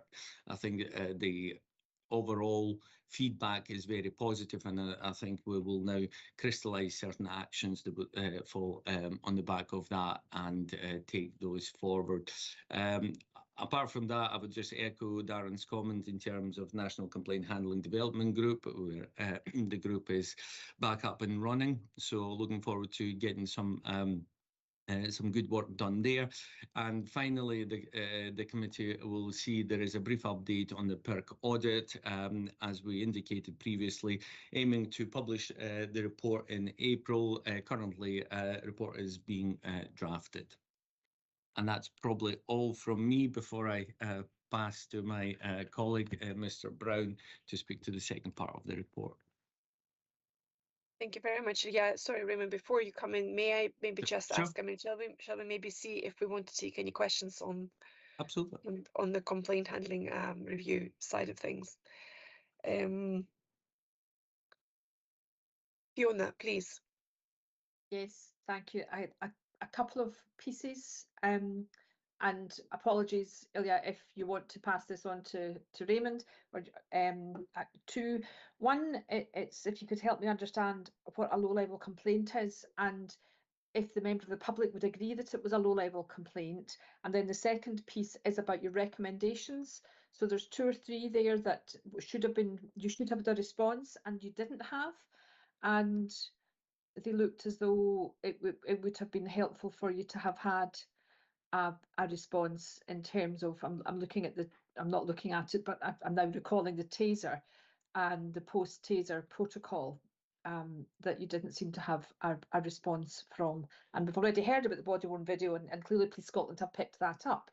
So it's a low-level complaint, and should we be concerned that you've not received a response within the timescale you expected? Thank you, Fiona. I think in relation to the learning in relation to taser, it may be more appropriate for Raymond to address it in his part of the report. But I'll address your first point in relation to low-level complaints. And naturally, I think we have to acknowledge that in terms of members of the public perception, whether their complaint is low level, we would probably struggle to find a common ground. It is a question that often is being asked by the policing bodies: what is a low-level trivial complaint? My view, and it's a point that I've made repeatedly when I speak to Professional Standards Department, it's very difficult to define what is a low-level complaint. It is much easier to define what is not a low-level trivial complaint. And I think that's the approach that I would encourage policing bodies to adopt. So, for example, if a complaint relates to a potential breach of individuals' human rights, that's not a low-level complaint. Complaints arising out of the custody settings, complaints involving vulnerable individual, oppressive conduct, allegations of discrimination, those are not low-level complaints. So the approach we encourage policing bodies to adopt is to ultimately to filter out what is clearly not a low-level complaint. And you can see from the data that Police Scotland is putting forward is that a lot of complaints that are made to the policing bodies are service complaints, complaints that are suitable for frontline resolution. So you can see that Police Scotland is managing to achieve resolution in 50% of all complaints that are being submitted. So if you thereafter take out potentially complaints that are withdrawn and abandoned, and criminal complaints, actually the percentage gets a little bit bigger. And I think there is probably still room for improvement in terms of maybe front loading the process and actually putting more focus on that resolution, and actually potentially save a little bit of time and resources at the other end of the process if complaints are resolved, rather than push through the full 6-stage complaint inquiry. So generally speaking, low-level complaints are complaints that are complaints that we deem suitable for frontline resolution, complaints that do not involve potential allegations of discrimination, oppressive conduct, potential breaches of human rights. So ultimately, we encourage to pick out those more serious complaints out, and thereafter, if deemed suitable and if the complainer is agreeable, then we would always encourage Police Scotland to try to seek resolution via a frontline resolution. Okay, so it's maybe a terminology piece rather than. Oh, it is absolutely. Maybe yeah. it could be shaded, perhaps. Absolutely, it is very subjective, Fiona, and naturally, you know, we can probably, you know, talk about it all day. And in a lot of cases, I think we can come to a slightly different conclusion, because one complaint handler may perceive a complaint a little bit more serious from a certain angle, rather than other complaint handlers maybe. But generally speaking, I think if we agree what is not a trivial complaint, it will be much easier to identify those that require more attention and more resources. Thank you for that. And thank you for the question. We'll come back. We'll make sure we come back to your question once maybe Raymond has done his update on the investigations. Just before we move on, though, you know, obviously we had the SP board last week, and we were privileged to have the commissioner talking to us as well about her annual report, and the and you know, and the year 22-23 obviously saw the highest percentage of CHRs assessed as being reasonably handled, you know, since 2013 at 74%. And now obviously the picture that we're seeing, unfortunately, in this quarter is, you know, it's a substantial drop in the percentage, you know. So I know, Helen, you did touch on this as well, you know, sort of earlier, but I suppose, you know, again, maybe it might be quite helpful at this stage to kind of just summarize a little bit as to, you know, what do we think may be some of the driving kind of reasons for that? And I would be really interested in hearing both from PERC as well as possibly, you know, from Police Scotland, just around why is it that, you know, whereas we finished the last financial year on a high, and then we've kind of seen a bit of a downward trend, what maybe some of the causes, and also, you know, more importantly, again, maybe just to kind of bring to our mind, to the forefront of our minds, what are some of the things, what are some of the actions that are being taken in response to that, potentially. So maybe if we can get a, you know, view from you, Ilya, first, and then maybe from Helen or somebody else from Police Scotland, as to, you know, the reversal of the really, really positive trend. Well, I think the second part of your question, Chair, is probably easier to answer than the first one. Earlier in the meeting, you heard from Superintendent Stephen in terms of the challenges that her and her team are facing. And what I can say is that myself and my team work very closely with Superintendent Stephen and Superintendent Grimison and Superintendent Henderson, and sorry, Harrison. Apologies, Helen. I think what goes on behind the scenes is a lot of close networking and a variety of workshops, training inputs, and I think that's very important, because I think you probably remember me mentioning it, maybe not at the last meeting, but the meeting before, that there was a gap in training. I think there's probably been about 18 months to 2 years where we perhaps didn't have that dedicated training. There was some in-house, you know, maybe more ad hoc training, or maybe not quite as formal. But we certainly started the more formal, more in-depth PSD induction training, delivered one in input in October. We've got another one planned in April.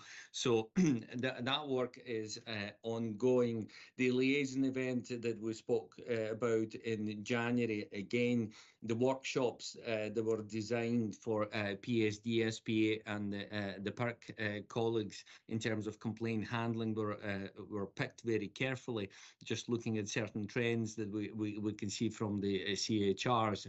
So again, at the moment, we're putting together a next edition of the Learning Point, which again will focus on certain trends and highlight some good practice for police complaint handling.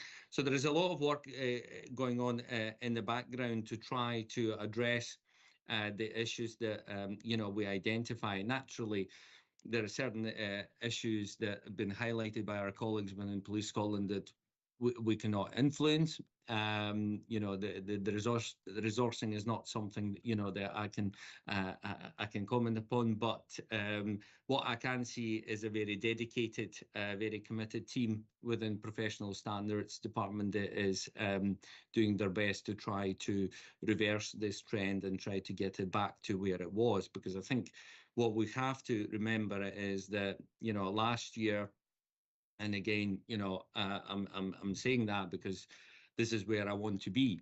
But last year we've seen some months where, you know, certain teams in certain areas have been achieving over 80% reasonably handled. Now, so if we can achieve that for, you know, and it wasn't necessarily just 1 month, you know, but if we can achieve that kind of figure, then we know we can do it. So we need to try to work together to get back to that position, because ultimately that was a position that, you know, we could be very proud of. So yeah, work is ongoing behind the scenes. I can assure you. I probably speak to my colleagues within PSD on a variety of kind of strategic or policy matters weekly, if not daily basis. So there is certainly a lot of work going on behind the scenes.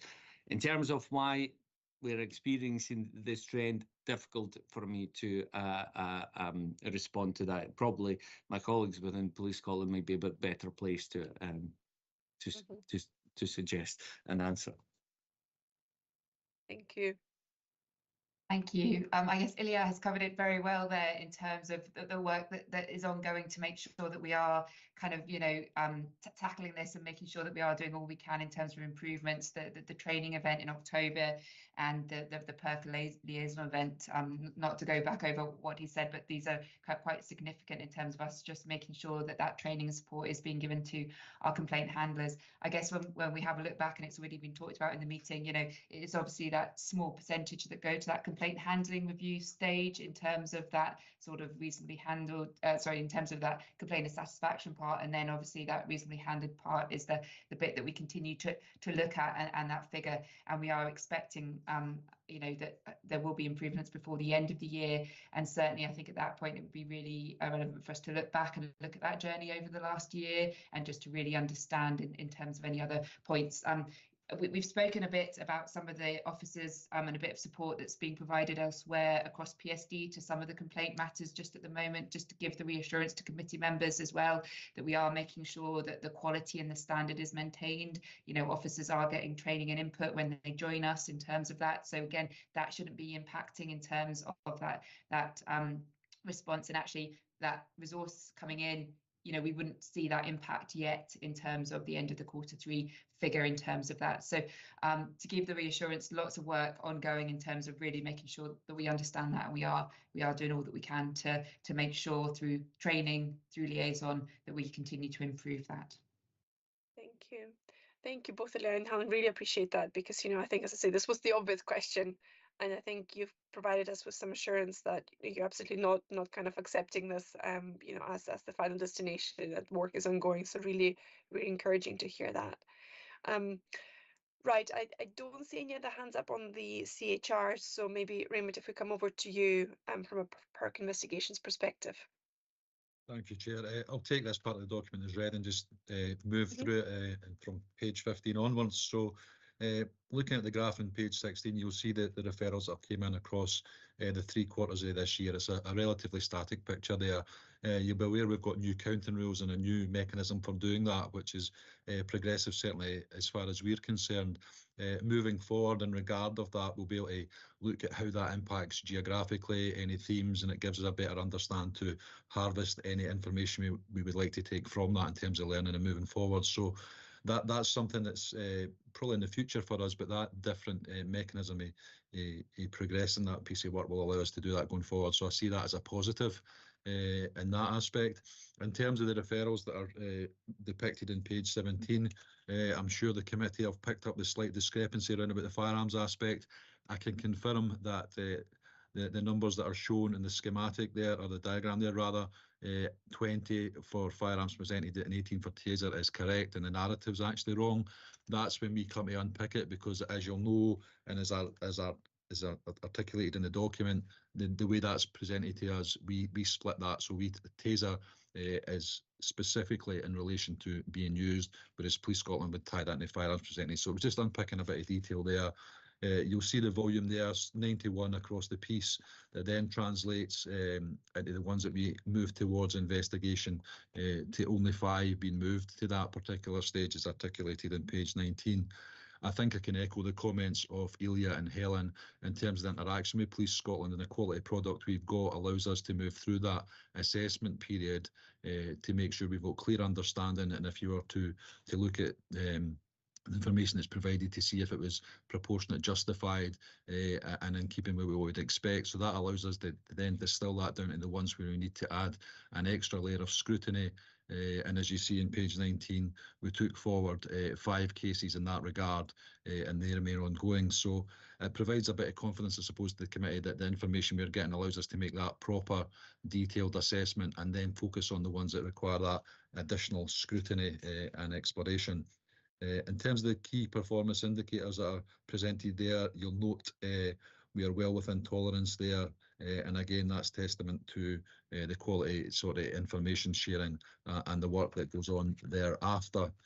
So in general, a really sort of positive picture, if you like. The numbers are static. We're not seeing anything that's causing us any concern in terms of any themes or spikes. In relation to Fiona's point in relation to the recommendations made, there's 4 recommendations there. You'll be mindful that once they are made, there's generally a 3 months turnaround time for that. Some of these are complex in nature, and I'm sure Helen will be able to cover that off, that, you know, that timescale can be challenging. I can say that the ones that are there is work ongoing. We're linked into Police Scotland regarding that. It's just they've not resolved in terms of a formal response, in terms of the completeness round about that. So without going into any of the detail, the ARAs are presented there.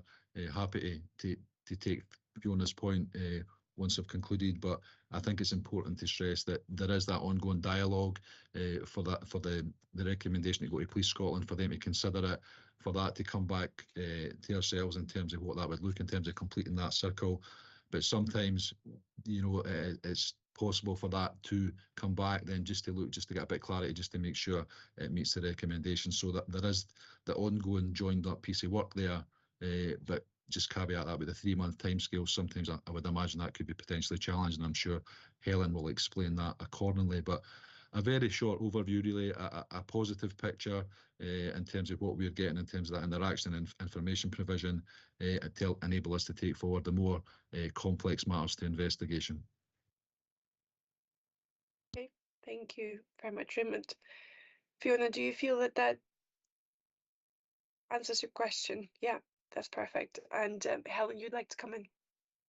I was just going to offer that reassurance, as Raymond has said, just around the question and the recommendations, that we are committed to working through in terms of them. There are a number of complexities around it linked to policy change that's required, that then requires further consultation. So, for example, the taser one relates to discharge of taser within private space.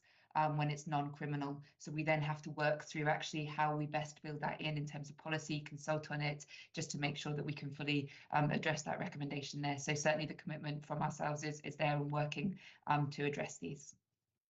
That's great, thank you.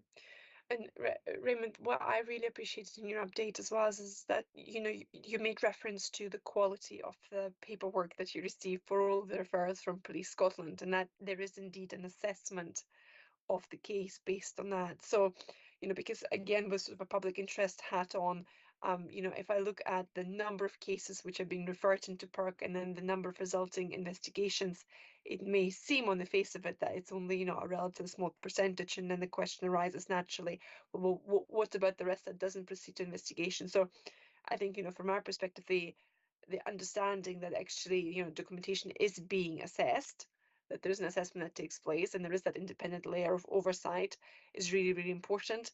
So that it's not just those that do progress to investigation that, you know, ultimately benefit from that layer of scrutiny by the PERC, but also the ones that don't necessarily progress to investigation. And I think, you know, certainly from my perspective, I would be really interested to understand a little bit more around the ones that don't progress to investigation, you know, as to you know, what is the type of scrutiny, what are the types of things that you look for, you know, like just generally, because again, you know, I'm mindful of the fact that we are moving into a period of time where decreased resources, etc., and you know, there's obviously they're statutory, so they need to come to you, but there is a resource implication that's attached to obviously preparing the high level, you know, the high quality of paperwork. So I just, you know, I would just really welcome kind of a little bit more maybe insight next time just around what happens in the PERC behind the scenes, you know, again, because I think it is really, really important to understand the layer of additional scrutiny that is being provided, you know, and that's not everything that results in investigation. That's sorry, I'll rephrase it, that's not the only kind of assurance that you provide through investigations, but there is that additional level of oversight as well. I hope that makes sense. Yeah, I think I could probably cover off some of that and give you some reassurance today, Yeah, if you would welcome that. So of course. at the last committee, which is my first, I mentioned that the terminology isn't always helpful. So we speak about assessment and we speak about investigation, but of course, as you would expect, when it arrives here, it is being investigated. So the assessment process in itself is phase one of an investigation. We have the initial product from Police Scotland, then we embark on further dialogue to harvest other information to enable us to do that part. Our assessment team here will conduct investigations as part of that, and it's when it gets to the point they're satisfied that it doesn't have to go to the next step of the investigation, if you like. It doesn't need that more enhanced part of the investigation. We can then conclude it at that point. So I think that the term assessment then investigation doesn't naturally flow correctly because we are investigating as soon as we get it. It's just a terminology that's probably used here and the way we structure our setup. So I can hopefully provide yourself, Chair, and the committee that reassurance that we are investigating, we are reviewing, and where necessary going out and engaging with the public and gathering information and evidence to make that assessment that it doesn't need that to move to that more enhanced phase of the investigation. That's really helpful. That is I think very genuinely very helpful. So thank you for that. Okay, are there any other questions on this agenda item? No, in that case, thank you very much, Raymond. Really, really do appreciate, and thank you, Ilya, as well for your update. As usual, very insightful and very helpful for us to get your perspective as well. Okay, thank you. So this enables us, I'm mindful of time. I would suggest that we cover agenda item 6 and then we'll see how we get on and if we need a comfort break. But I'm very, very keen to see if we can cover agenda item 6. And so I think that is the Police Scotland Professionals and Preventions report, and Helen, that's over to you. Thank you very much. So this paper's been provided to really give an overview of referrals with sort of sexual circumstances, whether that's a member of the public or internal complaints by officers or staff. Really keen to be as transparent as possible around this to help the committee understand the level of sort of referrals that we're getting that have that sexual sort of circumstance within it. So that very happy to, or would be really welcome any feedback or comments. I hope that this is a useful paper that's been provided to the committee in relation to this position. Before I go into just put out a couple of key points of detail within it, I would just like to make an apology that the appendix at the end, we ran the report to put this paper together and then ran it again. It does show how our data can change over time in terms of actually some of the referral categories, and apologies that the appendix wasn't updated. There's actually 11 bits of those that actually changed in the sort of when we ran that report. So it does say 37 in sexual misconduct and the appendix at A, and it should say 39. That is the position that we're sitting at in terms of the paper refers to 39. So I apologise for that. But as I say, our data does change with assessment and investigation as things work through. So when we run reports, it can alter over time. But as I say, it is the 39 that's quoted throughout the paper in terms of the referrals. So this timescale is up to the end of Q3.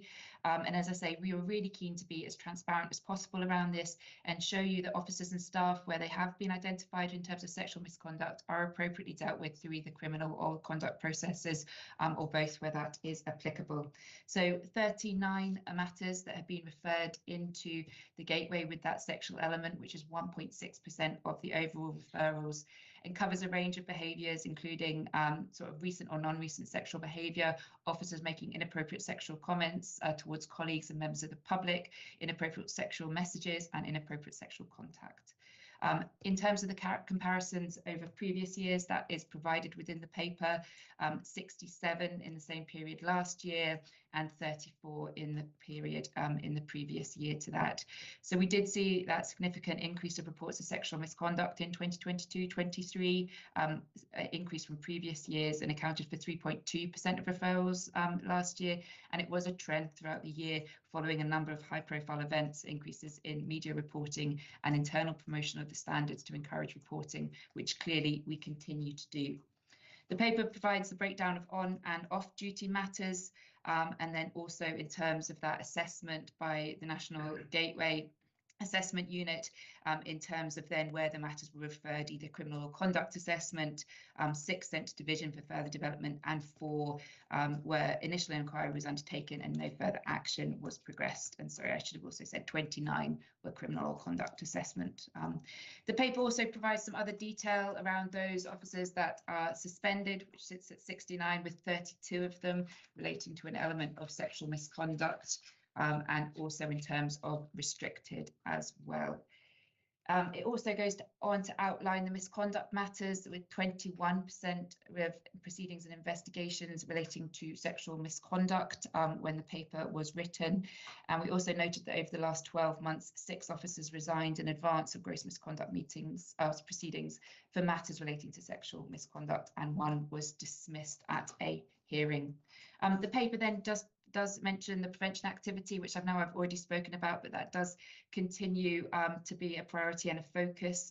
I would just highlight the historical data wash, which we will talk about. I know that's a separate paper that didn't highlight any matters of sexual concern in terms of that, and we continue with the review of police perpetrated incidents involving sexual circumstances, and also domestic reports as well, in terms of the review of that. So lots of prevention activity ongoing as well, but hopefully that gives you an insight into the sexual misconduct matters. I'm very happy to take any questions. Thank you very much, Helen. Thank you for the report. And you know, Paul, I'll bring you in, but I mean, you know, I think from my perspective, I really welcome this level of detail. I don't think we have ever really quite delved into this in the public session to this level. So I think the more transparency we can get into this really important area, the better, naturally. And I also really welcome. I think the case examples are quite interesting, again, because I think they illustrate sort of that Encara works, like, you know, that people can refer into the gateway. And I really like the focus on the prevention element as well. Absolutely, I think critical. So just as an opening gambit for me, I really enjoy is the wrong word, but I was really encouraged to see the report. So without any further ado, Paul, please. Yeah, thanks very much. And thanks, excuse me a second. Beg your pardon. Thanks for the transparency. I was just going to probe a little bit more into some of the detail. You made a reference, Helen, to the range of these, and I wonder, is it possible to get a breakdown by range, or is there a danger of identifying people, and that's why it's not? Yes, I think that was our concern in relation to it. Okay. And obviously, as we've spoken about, this is the first time we've really provided this level of detail. So we wanted to give a sample or an indication of the type, Yeah. and then also pull it out, as the chair's referenced, in terms of the 3 case examples that we could feel confident in terms of articulating within that. So it would be challenging, I'm afraid. It would be challenging to do it quarterly, but if it was an end of year one-off once a year report that could break that down, is that less problematic, or is there still, or does it depend on the number of cases? We could certainly have a look at it and see what we Yeah. could do in terms of that. And again, you know, we're always happy to sort of reflect and see if there is any other opportunity. So I'm happy to take that way and see. But, you know, what we don't want to do is identify any specific reports or Okay. any, you know, somebody, because we want people to have confidence that they can come through the different reporting Absolutely. mechanisms to us. Yeah, because that's the thing that makes the most difference and gets a step change in behaviour over time. No, thank you very much for that. Thank you, Paul, and thank you, Helen. Katrina, please. Yes, thank you. Thank you very much. Just want to echo really that, you know, this is a really important piece of work and it's really welcome. It's really welcome to see it. I'm really interested in the correlation between the work that's been going on and any increase in reporting and whether you can actually really tie those things together. And that you've introduced the standard newsletter, the publication covering gross misconduct outcomes, and you know your various other campaigns, your video and all the rest of it. I mean, that's all really great stuff. So are you quite clear that that is actually having that kind of impact where people feel more confident and maybe even more responsible? I hope so, that the data is indicating that, just given the increases that we are seeing in terms of that. What is also in terms of the measures about the fact that over 60% of the matters were reported by officers and staff as well. Yes. So that's that internal matter as well. So, you know, I think there is some positive reflections that we can take from that. But we need to continue the work around it without any question of doubt, and really show what, you know, the response that we take to these matters, how seriously we do treat them, and that we will investigate the circumstances around them and establish the most important, the correct route to then take that forward. Yeah, brilliant. Thank you. Thank you, Katrina, and thank you, Helen. Absolutely. You know, I think this again kind of echoes a little bit the conversation we had at SBA board last week, when we touched on this. You know, where when the chief questioned by the chair of the SBA around, you know, how I think was in the context of this sort of data washing, you know, how much assurance could she provide around kind of in terms of the vetting process, etc., not bringing people into the force that, you know, whose values do not align and who do not obviously, you know, follow the right conduct. And I think that what really struck me was, you know, obviously the chief's kind of response that really one of the best mechanisms is the self-policing of colleagues. You know, it's people within the organization saying this isn't acceptable, you know, because that is absolutely the front line of defense, is when people are pulling colleagues up and saying that is not on, and then reporting, and then you know, Helen, as you say, then the organization absolutely robustly quickly taking the appropriate action steps to respond to anything, you know, that kind of comes up, because that's, you know, vetting can only kind of get us so far once people are the organization. It's the organizational culture that is so important. So I think this is an entirely, I think, consistent message to what we heard from the chief, to, you know, to kind of what we're seeing played out here in terms of the steps you've outlined and the data that we're seeing as well. So really welcome that. You know, and naturally, once we look at how much visibility we as a committee can have in terms of more detail,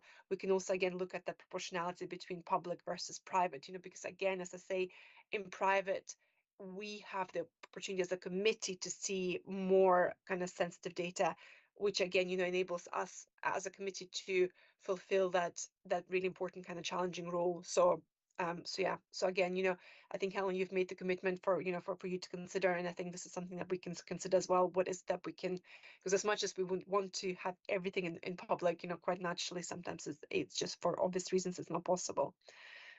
Right. Okay. No, really important paper. So thank you so much for that. I don't see, is there any further questions from colleagues? No.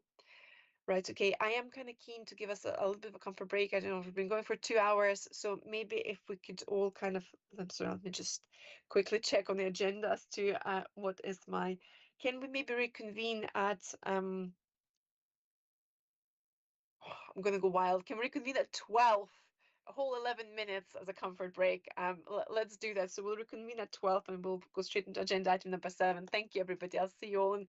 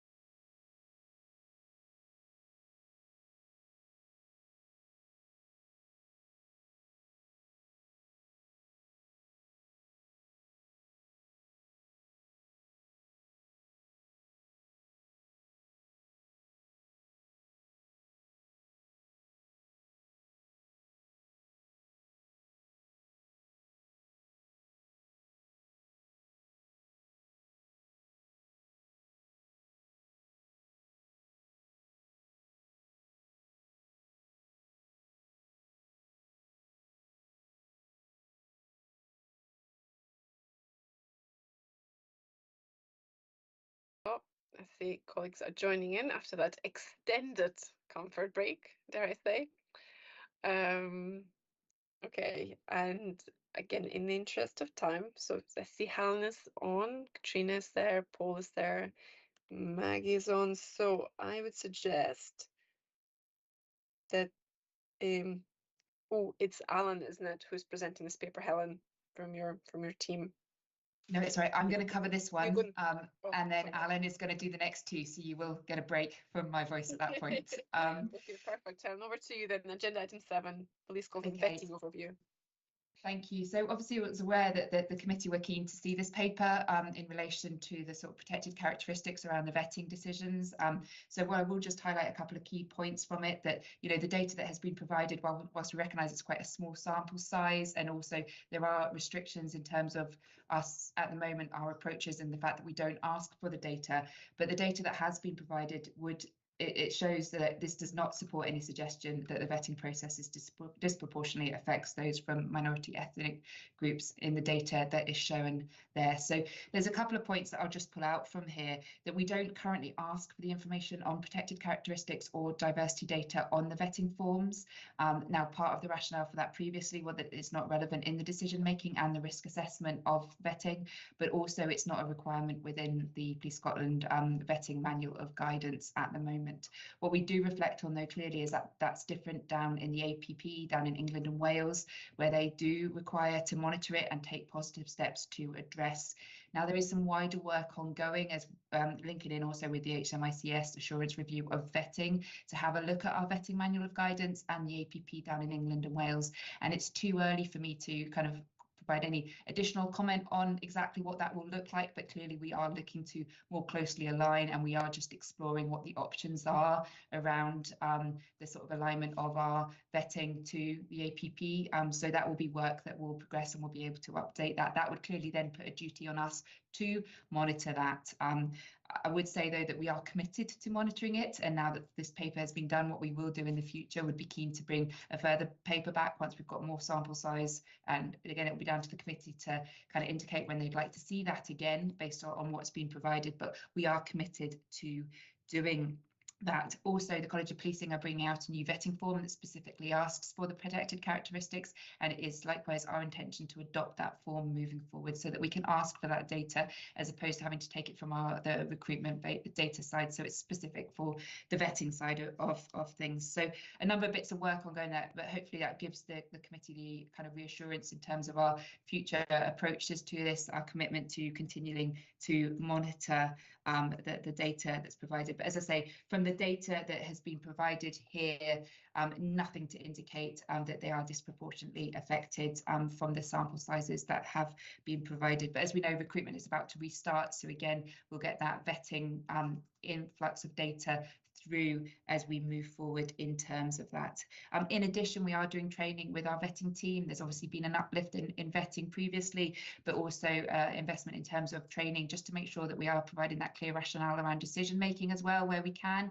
Clearly we can't on vetting refusals where it's linked to intelligence or third-party information, but obviously where we can provide more detailed rationale, we are making sure, because that does feel the right thing to do within these vetting decisions as well. So I think without going into too much detail about the kind of data that's on the paper, you know, but very much happy to answer any questions on that from the committee. Thank you, Helen. Thank you for the paper, and again, really appreciate the narrative, because I think that just provides an extra layer of detail that we didn't see in the paper. So really appreciate that. I'm gonna bring Katrina in, please. Thank you. Yes, really, really interesting. And you also explained, because I was going to ask, you know, in your report, you mentioned about a request made from committee members last year around protected characteristics, and then you said, but you know, it was established it was about ethnicity, and I thought, well, that's quite interesting. But you've explained basically why you focus on ethnicity, because it's the one thing you can actually collect data on at the moment. So that's helpful to have that kind of clarified. And you've also said you're going to bring in more reports, which was my next question really, which was around, you know, ongoing work on this. I mean, it's really very complex, isn't it? Because if you start putting those questions onto the forms, so for example, if new recruits are asked about protected characteristics, then there needs to be some follow-up, because otherwise, why is the question being asked? If it's just for vetting, then what is that actually going to tell you? So I understand there are other resource implications as well, in terms of, if you're asking people, are you dyslexic? Are you autistic? Do you have a bad back that kicks out? Do you have a condition that means you're in pain, you know, every now and then? So what's going to be the support for that? What accommodations are going to be made? Are there going to be issues around applying for access to work support, for example? So, and there are other issues that I know the committee would be really interested to know more about, in terms of things like, do people have mental health? You know, are they on mental health medication? Does that have an impact on how they are regarded? Do they have they picked up some kind of record as a teenager, for example? Is that, you know, are these things actually used to, you know, as reasons for people not to get into the police? So, you know, we've had a discussion around this, that actually maybe some kind of deep dive would be really helpful, involving all the people concerned, and probably Fiona, I don't want to step on your toes, but probably the People Committee as well, because it is such a complex area, but it's actually an incredibly important one. So I think that's really it. It was really more, I suppose it was more a comment than a question, but thank you. Really interesting. Thank you. Thank you, Katrina. Helen, do you want to come in on any of this?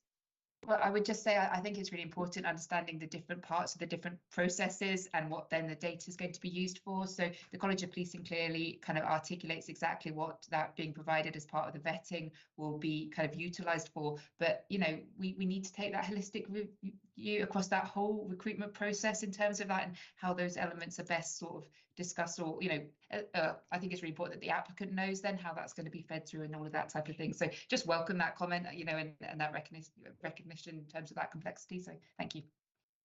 Thank you, Helen. Fiona, please. Probably more a comment. It is a comment rather than a question. Welcome this reporting. Look forward to us having routine and regular reporting, and I think the People Committee is also interested in vetting from all of the perspectives that Katrina has raised, as they're so important. And I think we've had the conversation about some joined up committee work on what this is, because essentially it's about the one member of staff. The fact that there's two different departments within Police Scotland looking after it is almost immaterial. And I think we do need to find a way of making sure that we have a whole comprehensive approach to looking at vetting, to make sure that from an equality and diversity or human rights perspective, that we're doing the very best we can for the workforce. Thank you, Fiona. Absolutely, and absolutely. I think this is, you know, as colleagues have already said, due to the complexities, a joined-up approach is entirely appropriate here. Paul, please. Yeah, I also thought it was a really interesting read, the report, and the data is absolutely fascinating. So thanks very much for that. Can I ask, and I should know this, when someone is vetted, are they just presented with the forms and they have to fill it in, or is there any short guidance films or anything that are made for potential applicants? I'm coming from the point of view of people that get rejected for not disclosing things that, if they knew, they should just disclose. If there was some way of explaining that better. And also it might be an opportunity to, you know, to do other things. So anyway, that's my question. Yes, so there is guidance on the completion of the sort of vetting forms that is available. I don't know the full detail of what that would look like, but there is that. And obviously there are different stages of the vetting for new recruits as well, talking about police officers in terms of that initial vetting that's done, and then the reaffirmation vetting that's done once they do kind of, you know, start again, whether there's been any change in the sort of circumstances between the two sort of vetting reviews that are carried out. Great, no, thanks for that. Okay, thank you. Yeah, so I think there's an action here for our SPA staff to organize something, I think, on this really important topic, you know, because as Fiona and Katrina have kind of alluded to, it's about we're looking at this from a perspective of vetting, in terms of, again, only bringing in individuals into the force that absolutely align to our values. and committed to the appropriate conduct and etc. But there's also obviously the broader cultural perspective there as well around the diversity and the required support itself. So really, really multifaceted, wider than just this committee, wider than just this paper. But I think what would we absolutely welcome and appreciate it's only 2 intakes, but it's important to start somewhere. And now that we've started somewhere, we can start kind of adding to the trend and kind of see that over time, because it's only in the kind of trend data over time that you really start to see kind of the more we have, the more kind of confidence we can have in the data. So really appreciate it. And as I say, really appreciate kind of the comments you've made around being more closely aligned to what is down south. I think it certainly makes sense. If it's proportionate and appropriate for the forces down south, then we certainly absolutely need to make sure that if we decide not to be as close aligned as possible, there's a very good reason for that. So so I really appreciate that, and again would welcome an update on that at some stage in the future once you know more. So really, really good. Right, okay. Are there any other questions or comments on this? No, thank you very much for that. So then that moves us on to item 8, which is the Police Scotland Historic Data Wash. And Alan, I believe you'll be talking to this. Yeah, good afternoon, Chair. Good afternoon, Committee. Yeah, I'll present the paper on the overview of the findings of the Police Scotland Historic Data Wash. So I think, as the Committee will be aware, Police Scotland did undertake to align to the historic data wash that was announced by the Home Secretary for Forces in England and Wales last year, in around about February, March of last year. And following that, we provided Police CPI, who are the company who undertake checks on PND on behalf of the National Police Chiefs Council, with details of just under 23,500 members of our workforce. We put in place a dedicated team of 10 officers from our anti-corruption unit and force vetting unit in order to undertake the review that fell out of the historic data wash and checks against the Police National Database, which returned to us 25,500 lines of data. So that figure seems quite astronomical, but and it was when we first received it back, I can assure you. However, it's probably important to understand that a lot of that information contained what we referred to as false positives. So, for example, the name and date of birth and the street of our workforce was checked against the Police National Database. So that could involve intelligence that referred to a street where a police officer happened to stay. In order to reassure the force that that didn't relate to a police officer, we undertook checks and a review of that and provided the reassurance that the specific intelligence didn't relate to the officer, if you like. So that is why we had such a significant amount of data returned, and we were able to, after that, establish, when we completed the review of the data in round about July, which was ahead of the deadline of the end of September, that we, as per the pre-agreed assessment procedure that we would undertake, which would involve us referring all matters into the Professional Standards Department Gateway Unit, which is the usual route for any information that comes in about police officers, that we were then able to refer 73 issues into the Professional Standards Department Gateway. 64 of those we deemed that there was no further action necessary. 5 members of the workforce required to undergo advice and guidance briefings or submit notifiable association forms. 3 members of the workforce were subjected to vetting reviews, and that vetting remained in place. And only 1 criminal inquiry was instigated as a result of the historic data wash, resulting in a member of the workforce being suspended from duty. So, in line with the National Police Chiefs Council publication strategy, the results of that were published in January this year, and I think due to without being able to have any degree of significant measurement against it, that we were able to provide reassurance around about the figures that Police Scotland established as a result of the historic data wash, with only 1 criminal inquiry occurring. What our force also committed to at that time was to undertake a further review of of cases involving sexual circumstances. I think Helen's already provided some information around about the ongoing work in respect of that, and we'll conduct a more in-depth review of those cases as part of our process for the integrity screening exercise, and a review of all cases involving domestic circumstances, which we've conducted between January 2020 and January 2023, and we have produced a report on that which will contain key findings and 14 recommendations, which will be considered by the Professionalism and Assurance Group next month, and we'll then progress those matters as per our kind of governance structure within Police Scotland to ensure that the recommendations and organisational learning is implemented for the domestic abuse review. So that's it on the paper for the historic data wash, Chair, and if there's any questions, I'll answer them.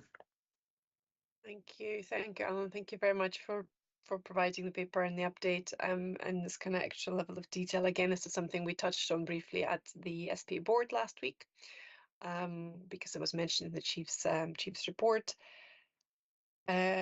So before I opened up to members, if I just wanted to kind of double check the process you've described around how you dealt with the false positive. So that's I think it's a really interesting concept. So effectively you said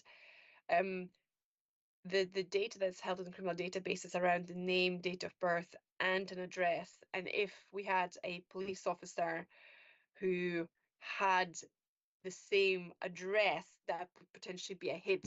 So even if the name and the date of birth wasn't the match to the criminal record, but the street was, that would be a match that would have to be reviewed and discounted. So that accounts for the high number of false positives. Is that correct? Exactly. Yeah, that's exactly it.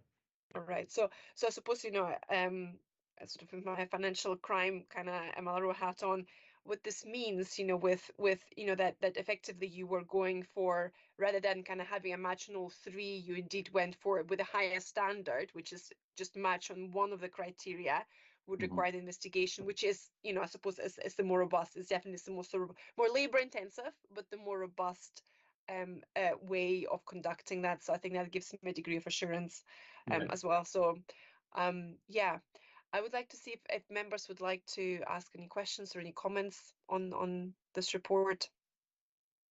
And I suppose just to add to that, Katrina, that processing system was developed following pilots which had been undertaken of essentially an integrity screening exercise within the Metropolitan Police and I think it was West Yorkshire, which occurred the year prior to the national historic data wash, and were able to seek best practice and look at how we were going to be robust around about our checks of our workforce, and that was the system that was developed and come up with. So yeah, whilst it was labour intensive, it did provide us with that element of reassurance, I suppose. Absolutely. No, that makes perfect sense. As I say, absolutely. It's better to kind of discount the matches where there's one discount the hits where there's one match and one criteria, than kind of have less where all three need to meet, because there's obviously more scope for missing something. So no, that makes perfect sense to me. So thank you for that. That I think that's really reassuring. And I think, in terms of, as I say, so sorry, apologies. I members, if there's any questions on this, again, I appreciate this is the second time within the span of a week that we're hearing this and discussing this. If there's any questions, additional questions or any observations, no. I'm personally I think I'm very reassured by that, because considering the size of the workforce, and what's kind of in my mind as well is that if we were to do this exercise for any other large organization, that isn't necessarily police. I appreciate Police Scotland obviously has a very, it's different to any other large organization because of the role that Police Scotland have and the nature of the work that officers do. So absolutely different beast, but I always kind of wonder if we were to do that for any other large organization, what sort of results will we be getting back? And in fact, I think, in this case, we have got a bit of a benchmarking to some degree against some of the other police forces because it is a national exercise, so the data is out there. And I know that for some of the police forces, the results they have received are not nearly as as comforting, I would say. So without kind of necessarily pointing fingers at anybody, but yeah, the data is out there for people to check. Yeah, thank you. Okay, thank you so much, Alan. I really appreciate that. I think we're probably comfortable moving on at this stage to the next agenda item. Yeah, perfect. Okay, yeah, thank you. So yeah, this paper is to furnish the committee with our action plan and to address the recommendations contained within the recent HMICS assurance review of vetting policy and procedures within Police Scotland, which was undertaken last year and reported on by His Majesty's Inspectorate in October last year. So the review under the HMIC reviewed vetting case files of officers and staff over a 4-year period between 2019 and 2022, and 15 recommendations were published on areas for development to improve Police Scotland's vetting of its officers and staff. So those recommendations are contained within the report there. We have developed the improvement plan, and we will share it with the committee following this meeting after sign off from our executive, where it's been shared with in order to ensure that you have our improvement plan. However, this is I suppose a summary of the recommendations and details of the recommendations, of which there are 15, and a summary of our actions around about them as it stands. I don't know if you want me to go into any of them specifically or go through them individually, but what I would say in terms of reviewing these is that we have discharged one of them already, recommendation 15, when we did undertake an IVPD check of all of the workforce in conjunction with the historic data wash, which I should have mentioned in the last paper. There are 4 of the actions which are very much in progress at the minute. I've looked at these actions, and I would say that 3 of them probably contain short-term or quick wins potentially once we have sign-off, and there are 7 of the recommendations which are probably a bit more long-term in terms of some focused work that we need to do in collaboration with partners from, for example, the Scottish Government, because it may involve change in legislation, etc., around about the vetting procedures. I think, as Helen mentioned earlier as well, a lot of the actions, or a number of the actions, could be considered in alignment with the review of the manual of guidance to bring it more closely in line with the authorised professional practice in England and Wales, and I think that's something that we need to look at as well, to bring a lot of a number of the recommendations and discharge them. So yeah, I can go into any that you wish me to chair in more detail, but rather than me go over them individually just now, that's a bit of summary of where we're at with them. Thank you, Alan. Are there any questions or comments or observations from colleagues at this stage? I think my overarching kind of observation, Alan, is that I appreciate the narrative in terms of kind of bringing my own understanding up to speed as to, what is the going practice and kind of what's the thinking. But from an assurance perspective, with kind of my assurance hat on, it would have been more helpful to see something that is a bit more akin to a plan, i.e. where there's timelines. So I looked at the narrative you just provided verbally, some things have already been satisfied, some things have been, some things will be short term, something, whatever. So it's for us, I think we are, and I'll bring Maggie in a second, but I think my kind of first instinct is that, this isn't this isn't necessarily a plan. There's a lot of narrative, and it's very helpful, but from an assurance perspective, for us, it's helpful to see what will be done by when, by whom, and then kind of what's the closeout process for that. But Maggie, you'd like to come in, please. Yeah, it's just we welcome all the work that's been done by Alan and the vetting team, and we also look forward to seeing the actual plan once it's been presented to the Force Executive. Alan and the vetting team have been in communication with myself in relation to their plans to discharge the recommendations, so that they know that they're on the right track, and we are all looking to improve in the same manner. So we'd welcome the plan once it's been agreed by the executive. Absolutely, absolutely. Thank you, Maggie. That's really, it's really good for us to hear. Thank you. Ellen, please. Thank you. And if I can just give that reassurance, we are very much at the kind of concluding stages of that plan. So we are almost there. Just we will get that sort of final sign off internally. There is a huge amount of detail within it. When we are in a position to be able to share that with lots of actions, you know, already, as Alan's spoken about, progressing through, and those that we plan to do. So the reassurance that is there, and we will provide that. No, absolutely, absolutely. Thank you. It almost sounded a bit like, be careful what you wish for. It will be death by detail.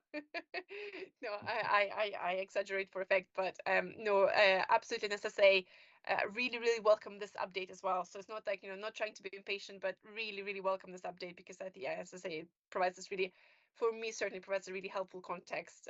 So when the plan does arrive, we're not looking at it cold, and, you know, some of our questions will have been answered through this presentation. So do appreciate that just now. Okay, well, thank you. I think I've seen no further questions or comments on this. Thank you very much for that. Really, really important piece of work. So we are, that concludes this agenda item. The next agenda item is the last one in the public session of this committee meeting, and that is the committee work plan. And I'm under strict instructions from Colette to just urge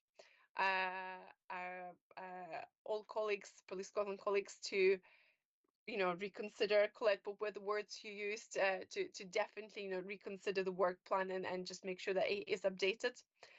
You know, because obviously we do have it. It's a really, really important document. So if maybe we could just kind of take an action just to make sure that, you know, the work plan is as up to date as it possibly can be. Yeah, because I mean, it definitely helps us from our assurance perspective. But other than that plea, are there any other observations and questions on the committee work plan as it kind of currently stands? Nothing from my colleagues, nothing from anybody else. Well, thank you, everybody. As I say, I think this concludes the public session, so it's time to say goodbye to everybody who's joining from Perk, and Maggie, to yourself as well. So the next